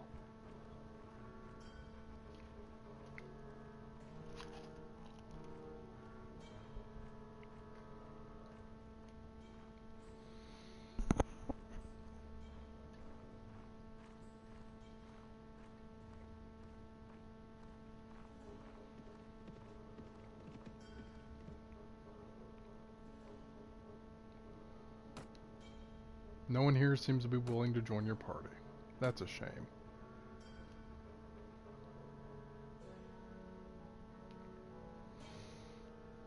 So I need to figure out how to start my own kingdom, because I've forgotten how.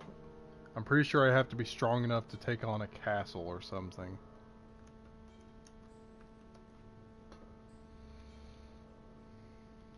Also, it's getting pretty late in the morning. Play a little bit more, and then I have to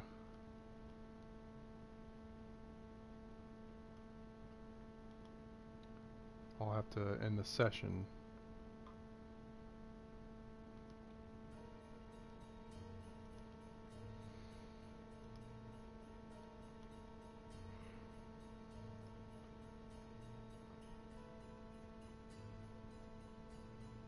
Just a moment. Looking.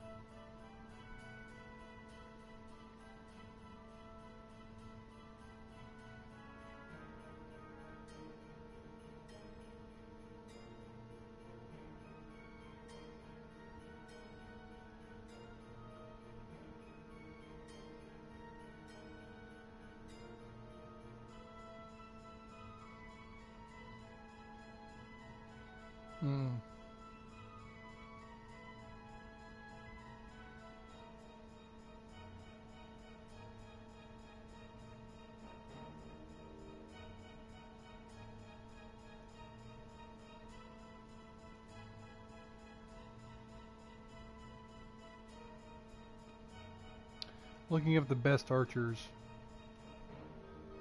Best troops of each type, really. Rodox, I'm going to go with infantry mainly. And crossbows.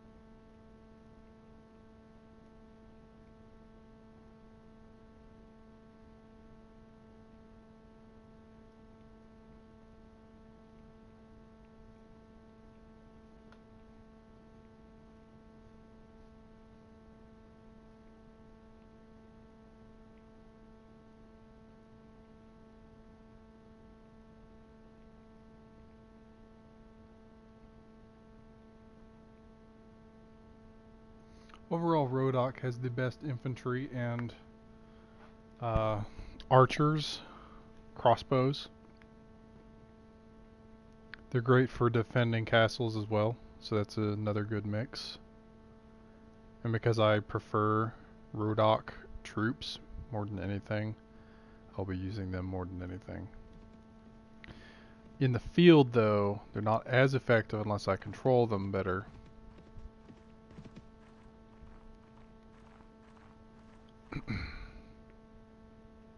Visit the tavern. There's Deshavi, ransom broker, and mercenary swordsman. Deshavi. Yes, keep your distance, by the way. My apologies. I was merely going to say that you look a bit down on your luck. My luck? You could say that. It was my bad luck to be born to a weak father who married me off to a drunken layabout who beat me. It was my bad luck when I ran away from my husband to be taken by a group of bandits. It was my bad luck that the only one among them who was kind to me, who taught me to hunt and to fight, inspired the jealousy of the others, who knifed him and forced me to run away again. But I do not count myself unlucky, stranger. No more than any other woman in Calradia, this fetid backwater, this dung heap among the nations, populated by apes and jackals.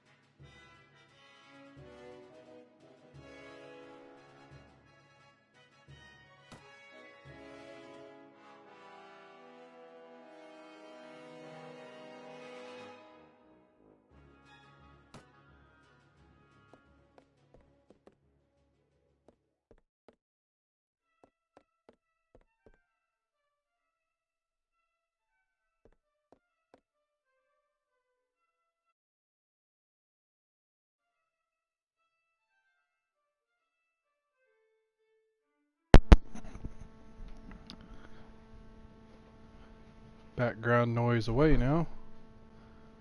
Clethy. I was just ambushed and I managed to kill them, so I'm good on that. Clethy.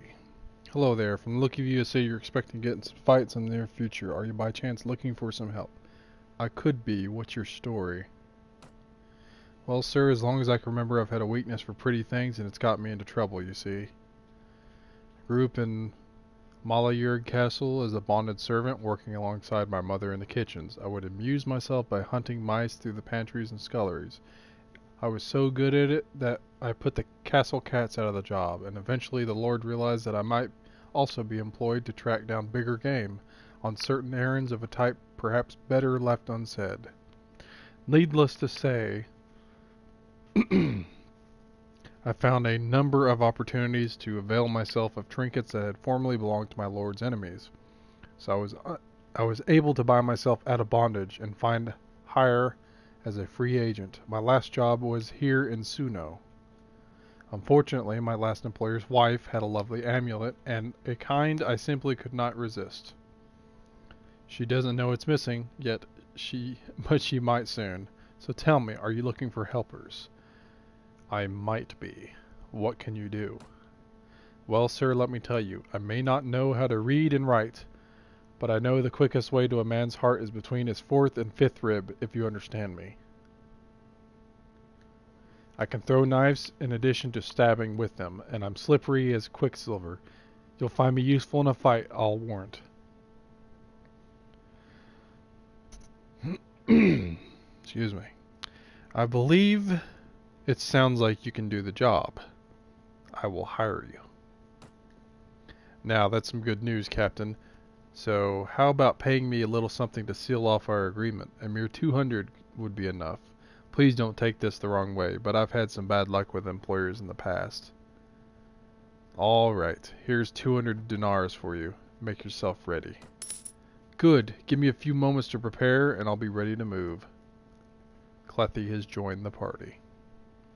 So I have kind of a rogue thief type woman with daggers. That's a cool looking dirk right there. Who's this guy? Baheshter. Greetings, traveler. Would you join me for a drink? Certainly. With whom do I have the pleasure of drinking? I am Baheshter, son of Azabe, grandson of Badzan. Were you not a barbarian, you would likely know from my lineage that I am a roan horse Khajiit of the highlands, of the tribe of Shamir, of the clan of Dulam, of the family of Ubain, from the Pantash Valley, and you might be able to guess why I am so far from home. For as long as anyone can remember, our people have feuded with the tribe of Humyan, many of whom settled in the next valley over. Many men have died in this feud, on both sides, including 2 of my brothers. The Khan himself has ordered us to cease, to save men for the wars in Calradia. But I know my rights, and my brother's blood cries out for vengeance. I waylaid and killed a Humyan on a track over the mountains, and I rode out for our village the same night. Out of our village. Without even having had the chance to bid farewell to my father. I will bide my time in Calradia for a year or 2, then return home when the Khan's men have forgotten. The Humyan will not forget, of course, but such is the price of honor. In the meantime, any opportunities to earn a living with my sword would be most welcome.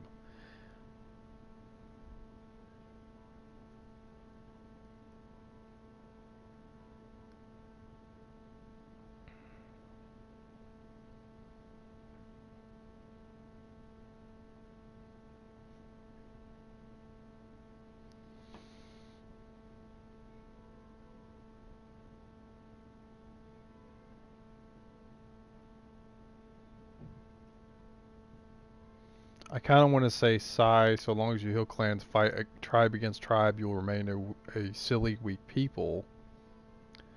But not just for the sake of him becoming a follower, but there is some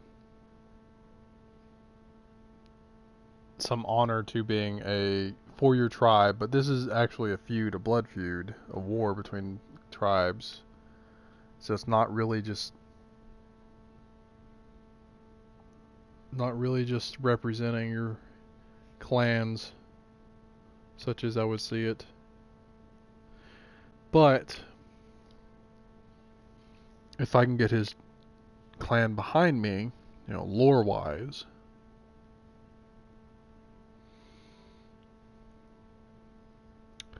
he would be the heir, probably, to his clan. I like thinking of it like that. That's the spirit. I might be able to offer you something.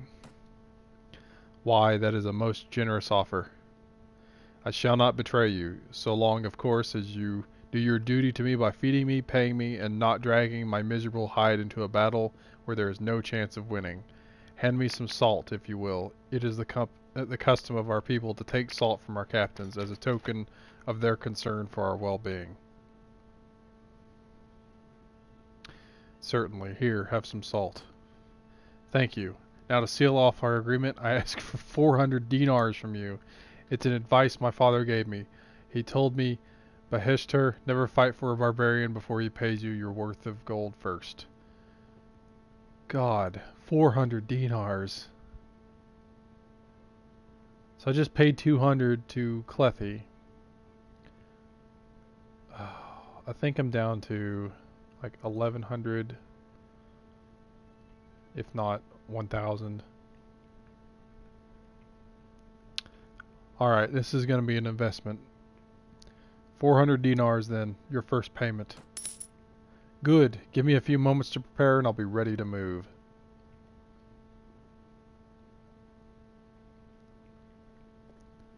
I'm going to fill that. Okay, that's the bartender.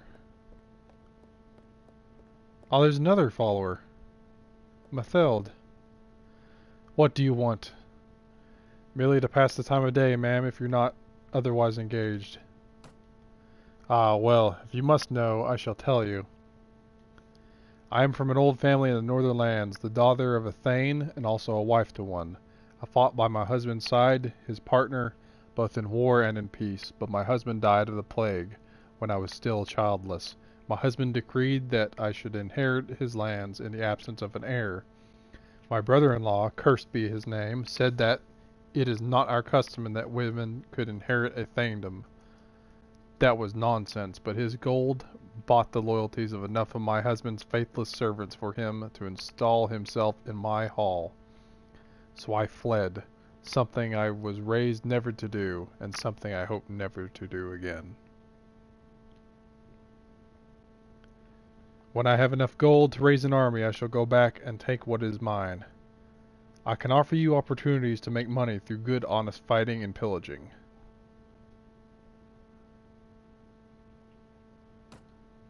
Can you? I shall accept your offer. I shall be pleased to fight in your shield wall, but I warn you, if you ask me to gather the firewood or cook a meal, you will not like the consequences. No fear, ma'am. You're the widow and the daughter of a thane. You'll be treated as such.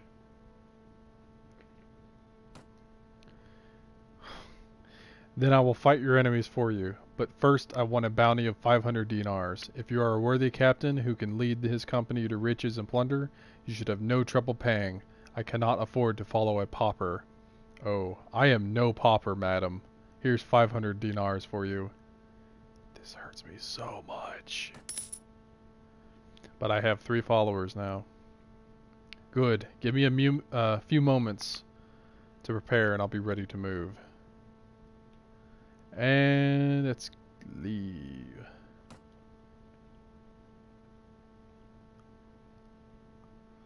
Swadean Kingdom. Party. I have 231 dinars left. and 3 followers. Clethy, Beheshter, and Mateld.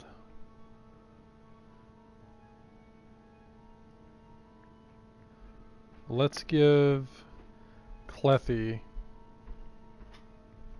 some armor. Let me see your equipment. She has very little armor. Let's give her a fur hat. Peasant dress. Let's give her an actual outfit. Give her the leather jacket.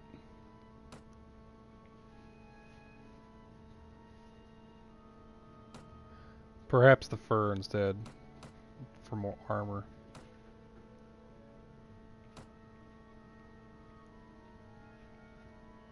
I like the idea of her being in a dress, but I want her to be able to fight.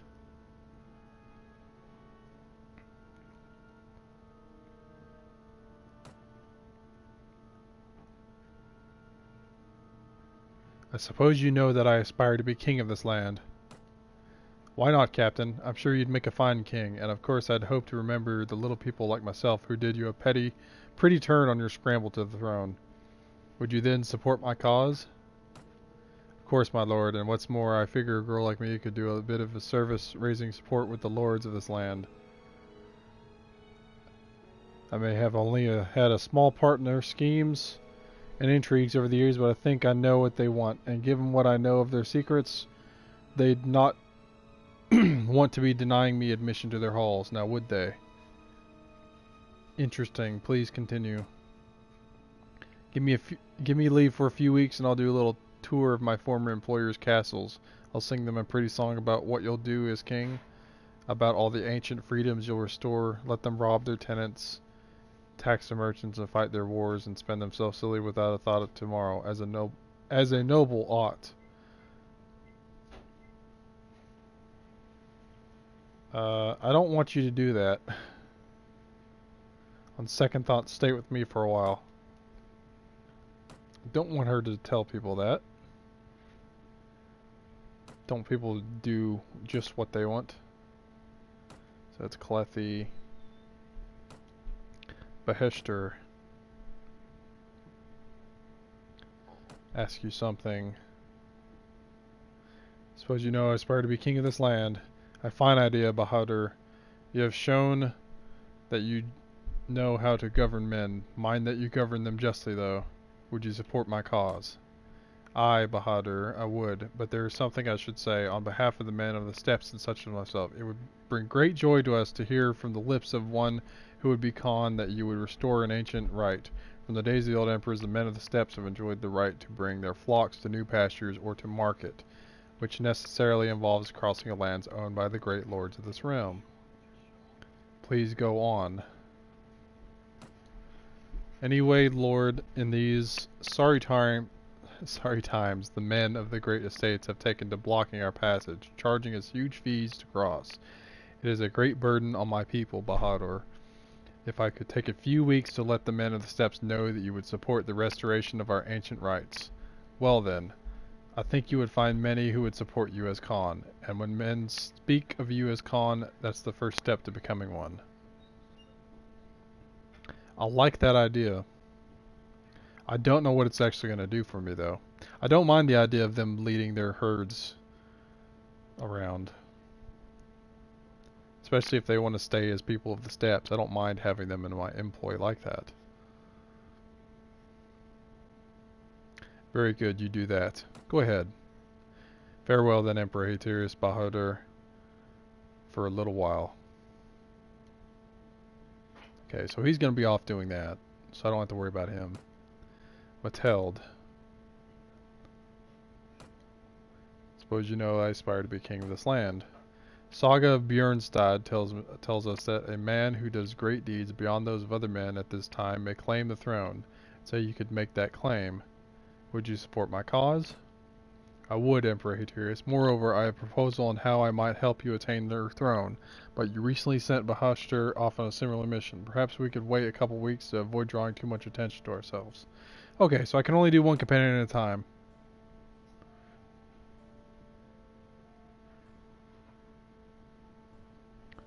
So, he's going to be running off. Let's go visit the Nords.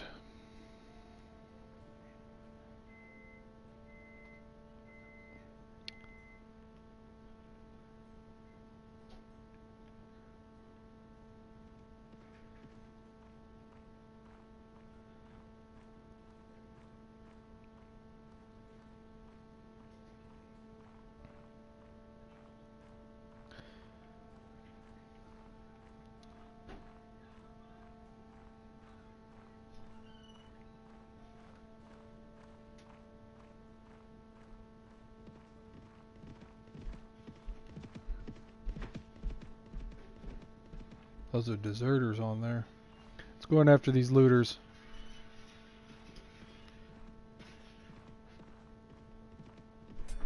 Good job, Harley. Move. Move, Harley. Move. Move.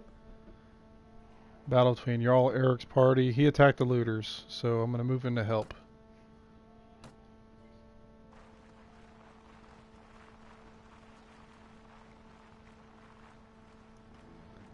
Everyone, movement orders, hold this position. The rest of the Jarl's forces are going to be doing whatever.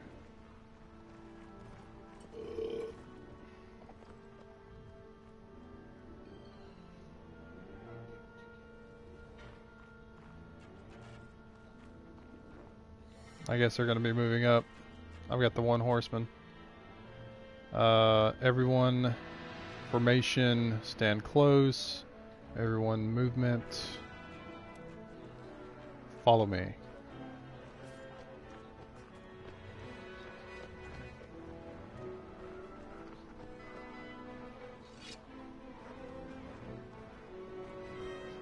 Everyone. Crap. Oh, it's over. I gave moral support with my army here.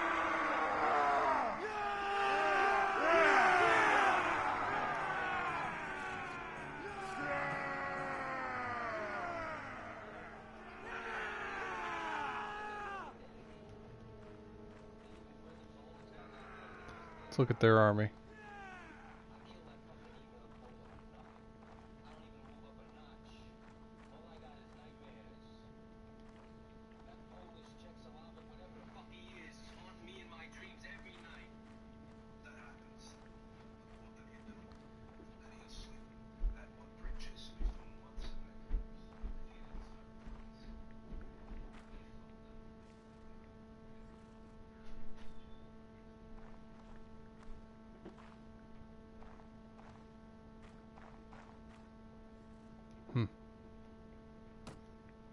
Good Samaritan trophy. Good to see you here, Emperor Haterius. Ha! We showed them a thing or two, didn't we? I got a looter even though I did nothing. Sweet. Do you want to capture this man? Yes.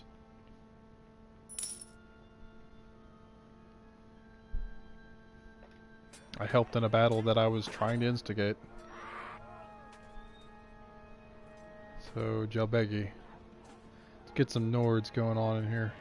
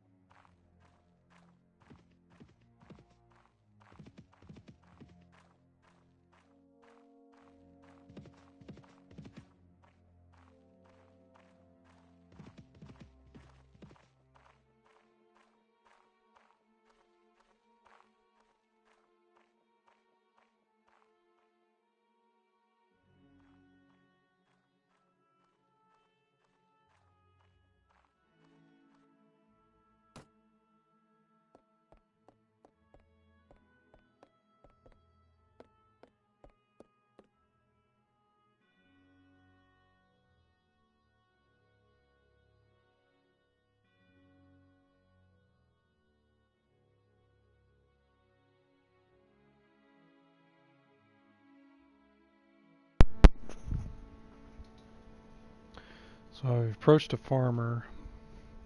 He's asking for help.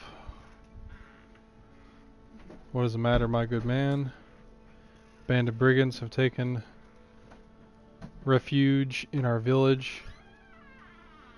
They take everything we have, force us to serve them, and do us much evil. If one of us so much as breathes a word of protest, they kill the poor soul on the spot right away.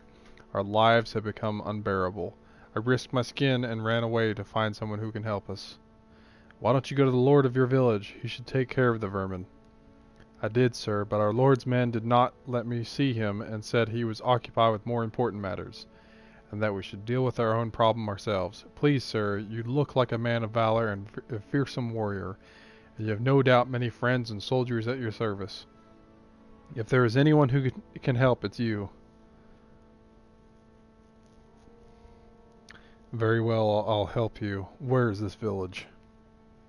God bless you, sir. Our village is Cullum. It's not too far from here.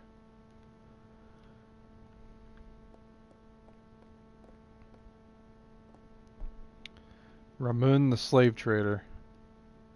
Good day to you, young man. Forgive me, you look like a trader, but I see none of your merchandise.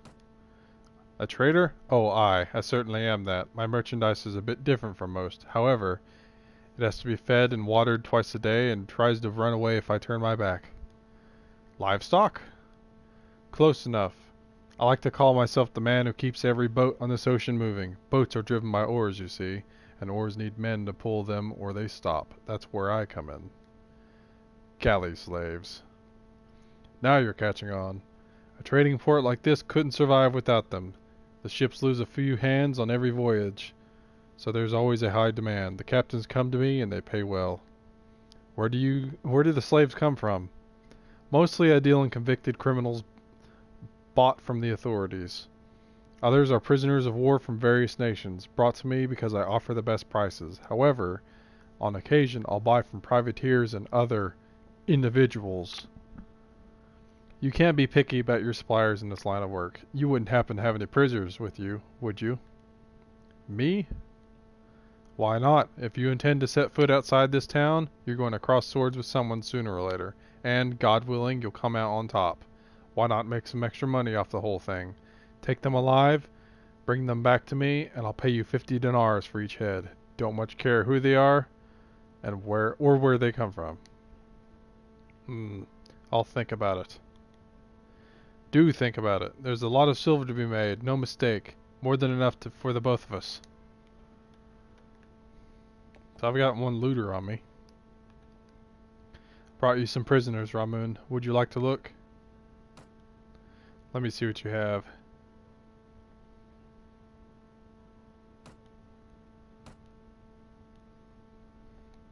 A pleasure doing business with you.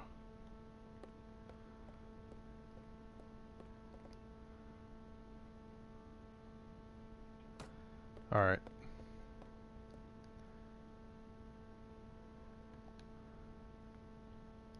See the market.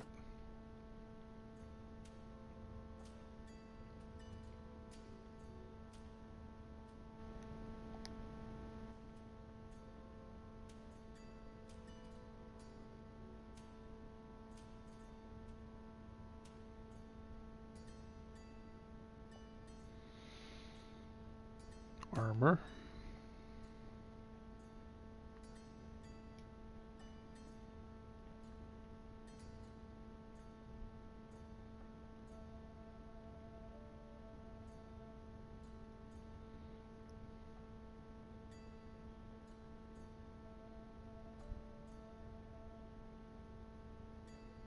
Light leather. 26 to body armor, 7 to leg armor.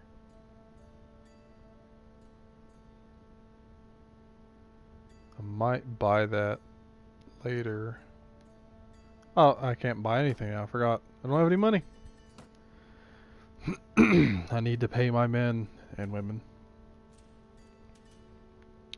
So, let's go to Rizzy. Let's get some more Vikings. 34 men. Sea Raiders. Sea Raiders are a lot harder to fight. Target lost.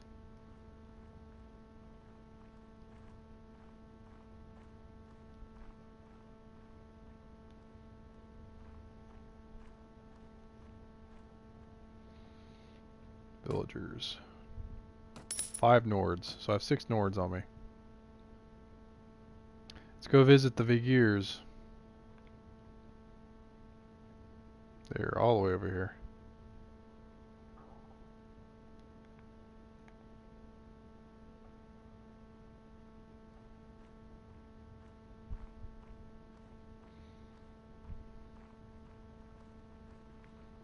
Actually, I have a quest. Adelan. Coulum, I think is where I'm supposed to be heading.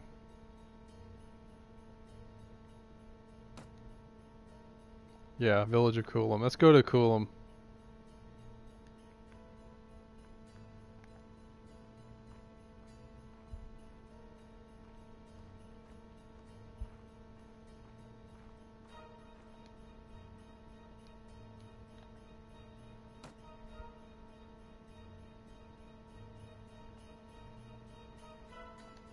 I don't know if that's extremely loud or what.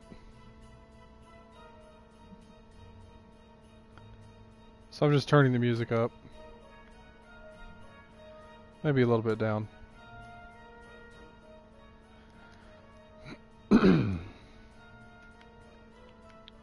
Yeah, let's head back to Coulum there at the end of the peninsula.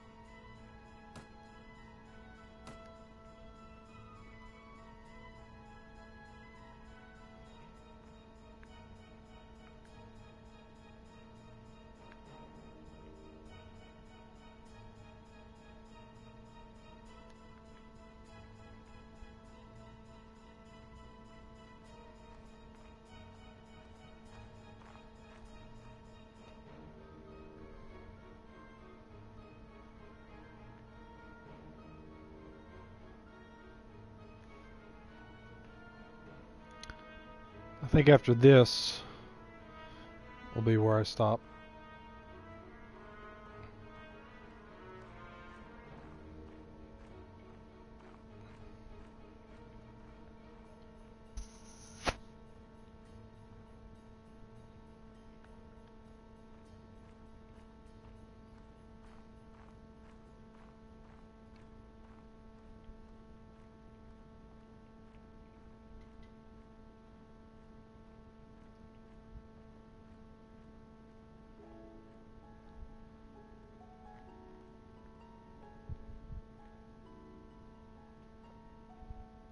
Village of Cullum seems to be flourishing. Fields and orchards are humming with activity, with filled sacks of grain and drying meat testifying the productivity of the village's cropland and pastureland.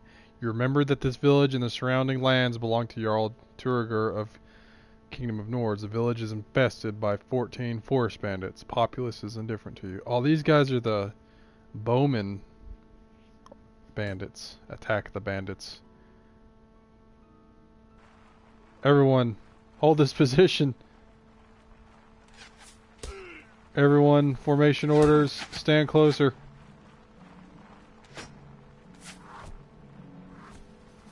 Everyone.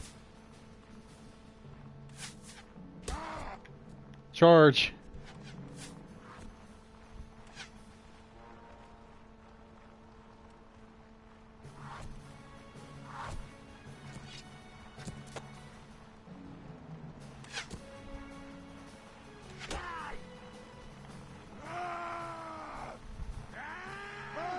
Got the farmers on my side too.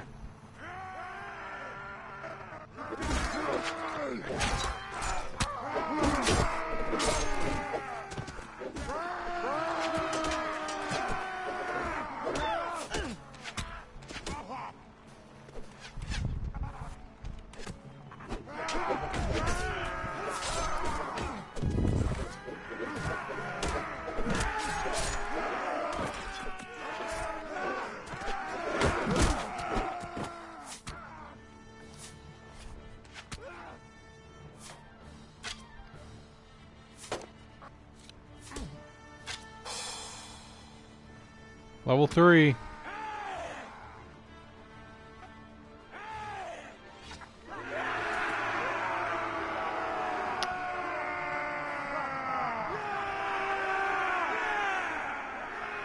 That dude's got an arrow in his chest.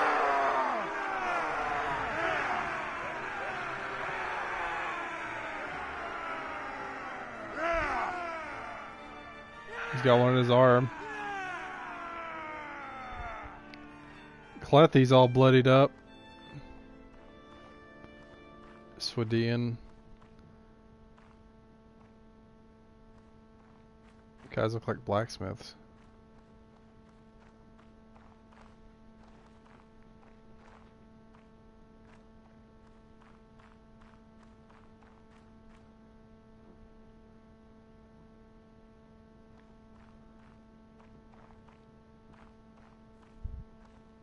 Mateld.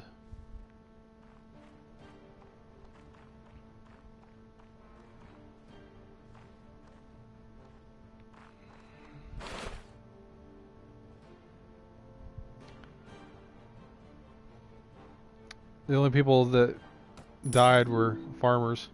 In a battle worthy of song, you and your men drive the bandits out of the village, making it safe once more. The villagers have little left in the way of wealth after their ordeal, but they offer you all they can. Take it as your just due. Cabbages. And dried meat. More food for me. I was about to run out of food anyway. Remember that this village is surrounding lands. Blah blah blah. Let's recruit volunteers. I'm level 3. Let's see what my men are at.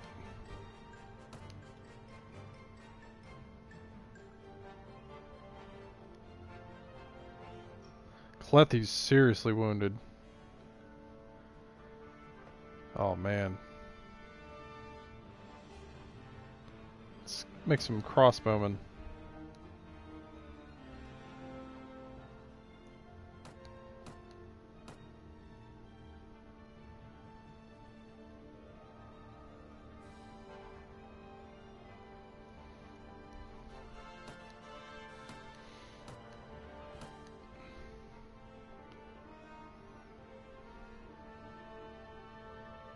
Oh, this costs me so much money per week. I'm gonna be near broke next week.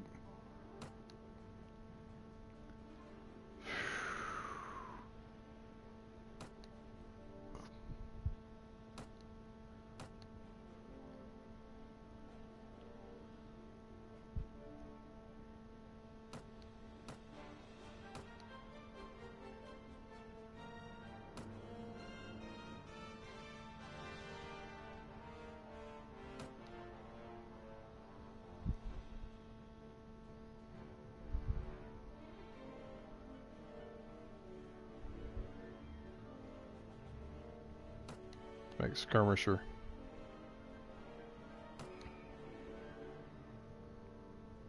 Alright. Now it's my turn to level. Character.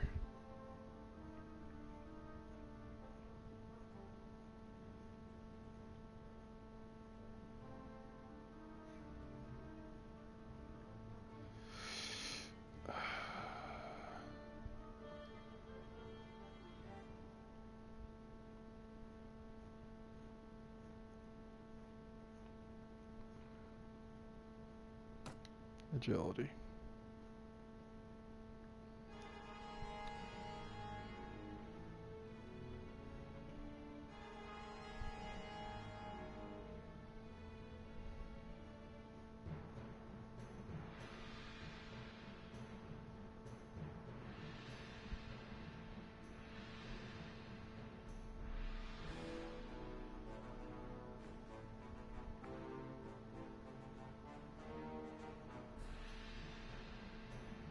Let's increase the party healing speed.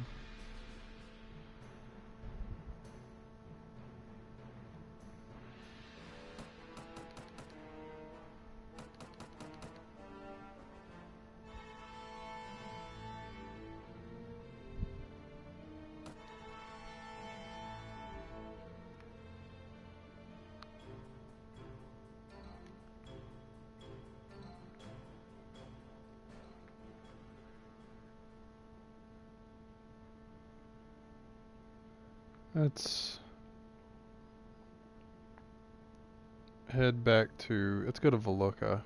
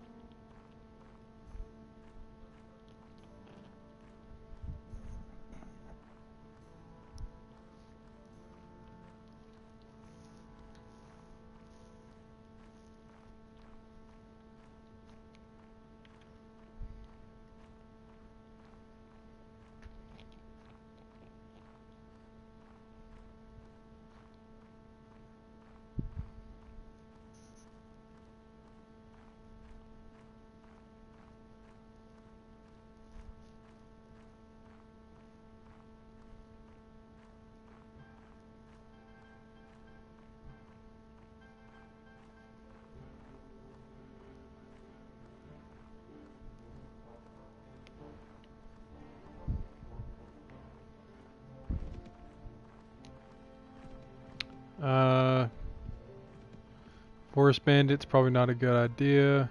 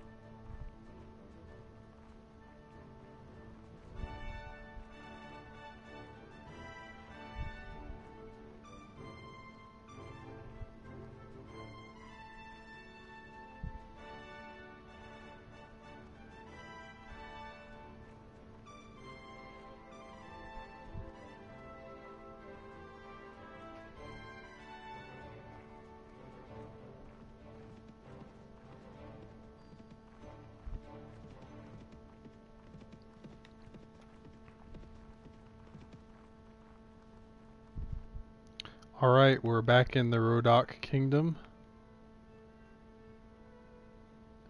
In Veluca. Let's visit the tavern.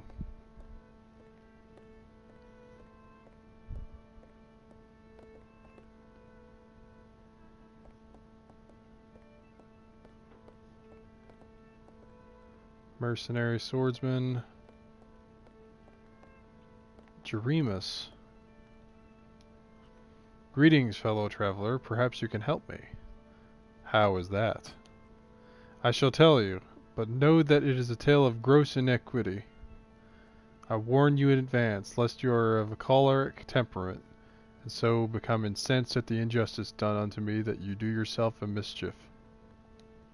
I am by training a natural philosopher, but condemned by the jealousy of the thick-headed doctors of my university to make my living as an itinerant surgeon. I was hired by a merchant of this city to cure his son who fell into a coma after a fall from his balcony. I successfully trepanned the patient's skull to reduce the cranial swelling, but the family ignored my advice to treat the ensuing fevers with a tincture of willow bark, and the boy died. The father, rather than reward me for my efforts, charged me with sorcery, me, a philosopher of nature. Such is the ignorance of and ingratitude of mankind. The lord of this castle is reluctant to place me under arrest, but I am anxious to move on elsewhere. Well, you could travel with us, but you'd have to be able to fight in our battle line. As I told you, I am a surgeon, not some silk-robed university physician who has never touched a body. I can get my hands dirty. I've treated every variety of wound that can be inflicted by the hand of man. Before I was a surgeon, I was a student, so you may be sure that I have inflicted wounds as well as healed them. Then welcome to our company, Doctor. Good. Give me a few moments to prepare and I'll be ready to move. Jeremus has joined your party.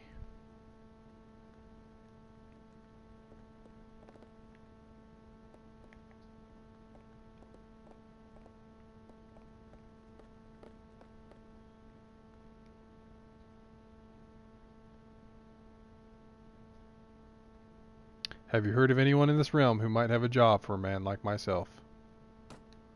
Well, King Graveth is often looking for mercenaries to fight in his wars. Let me think some more. I heard that Count Matthias here in Veluca has been worried about bandits establishing a hideout in this area. You may want to speak with him. Let me think some more. I've heard that Count Frachin has been asking around for someone who might want work. I'd watch yourself with him, though. You may want to speak with him. Let me think some more. I've heard that Guildmaster here in Veluca has put together a bounty on some bandits who have been attacking travelers in the area. You may want to speak with him. Let me think some more. There may be other work, of course. Lords and Guildmasters often have other tasks which we don't hear about. Also, the villages around here frequently need help, although they'd be more likely to pay you with a wedge of cheese and goodwill than with cold hard dinars. I'll keep my ears open for other opportunities. You may want to ask again from time to time. So that is where I'm going to end this session.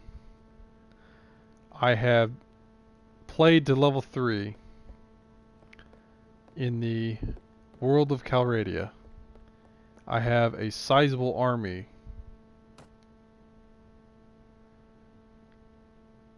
And I'm looking to start a kingdom of my own. I'm running low on money, so that's a big thing I need to do right now. I'm at 46 out of 55 of party size. I have 4 followers.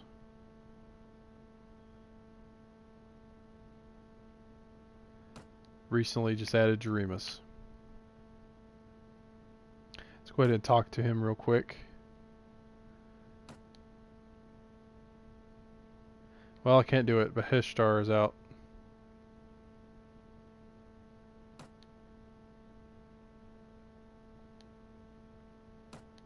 From what I've seen before playing on PC, companions will sometimes come up with issues between how to deal with things or just argue with each other how they feel about things. So I'll look forward to that. I have 4 followers. I took a pass on the first lady, and then I took the 4 other followers because they didn't seem too bad. I've been upgrading peasants.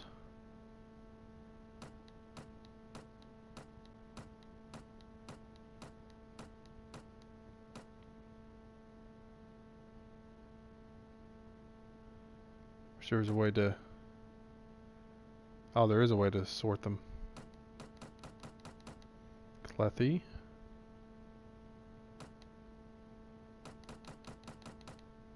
Matheld.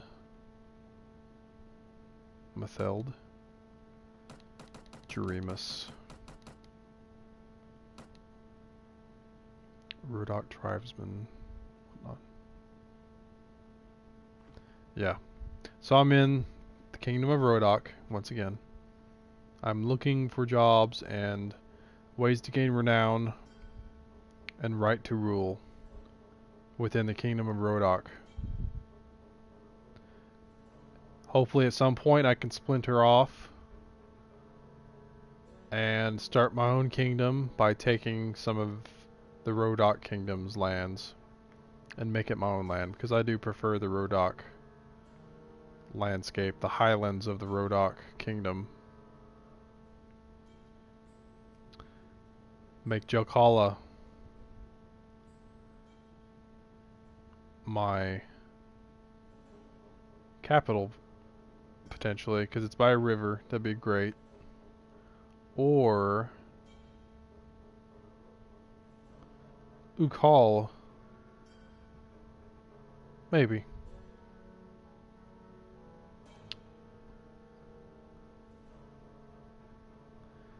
That is a pretty good place to be.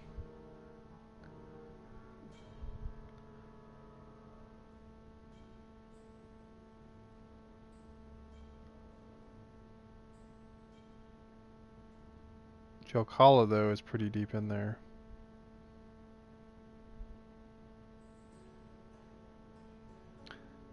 Probably be Ukal. Take on the Kingdom of Swadia. Kind of out there in the open. But I like the idea of having a city along a fork of a river on the inland. And I have highlands nearby. So I'll use Rodok troops and whatnot, in addition to other supporting nation troops, and make a kingdom of my own, the Haterian Empire, the glorious Haterian Empire. This is it for this session. Thank you for watching. I hope to play this some more. I hope to succeed. We shall see. See you in the next one.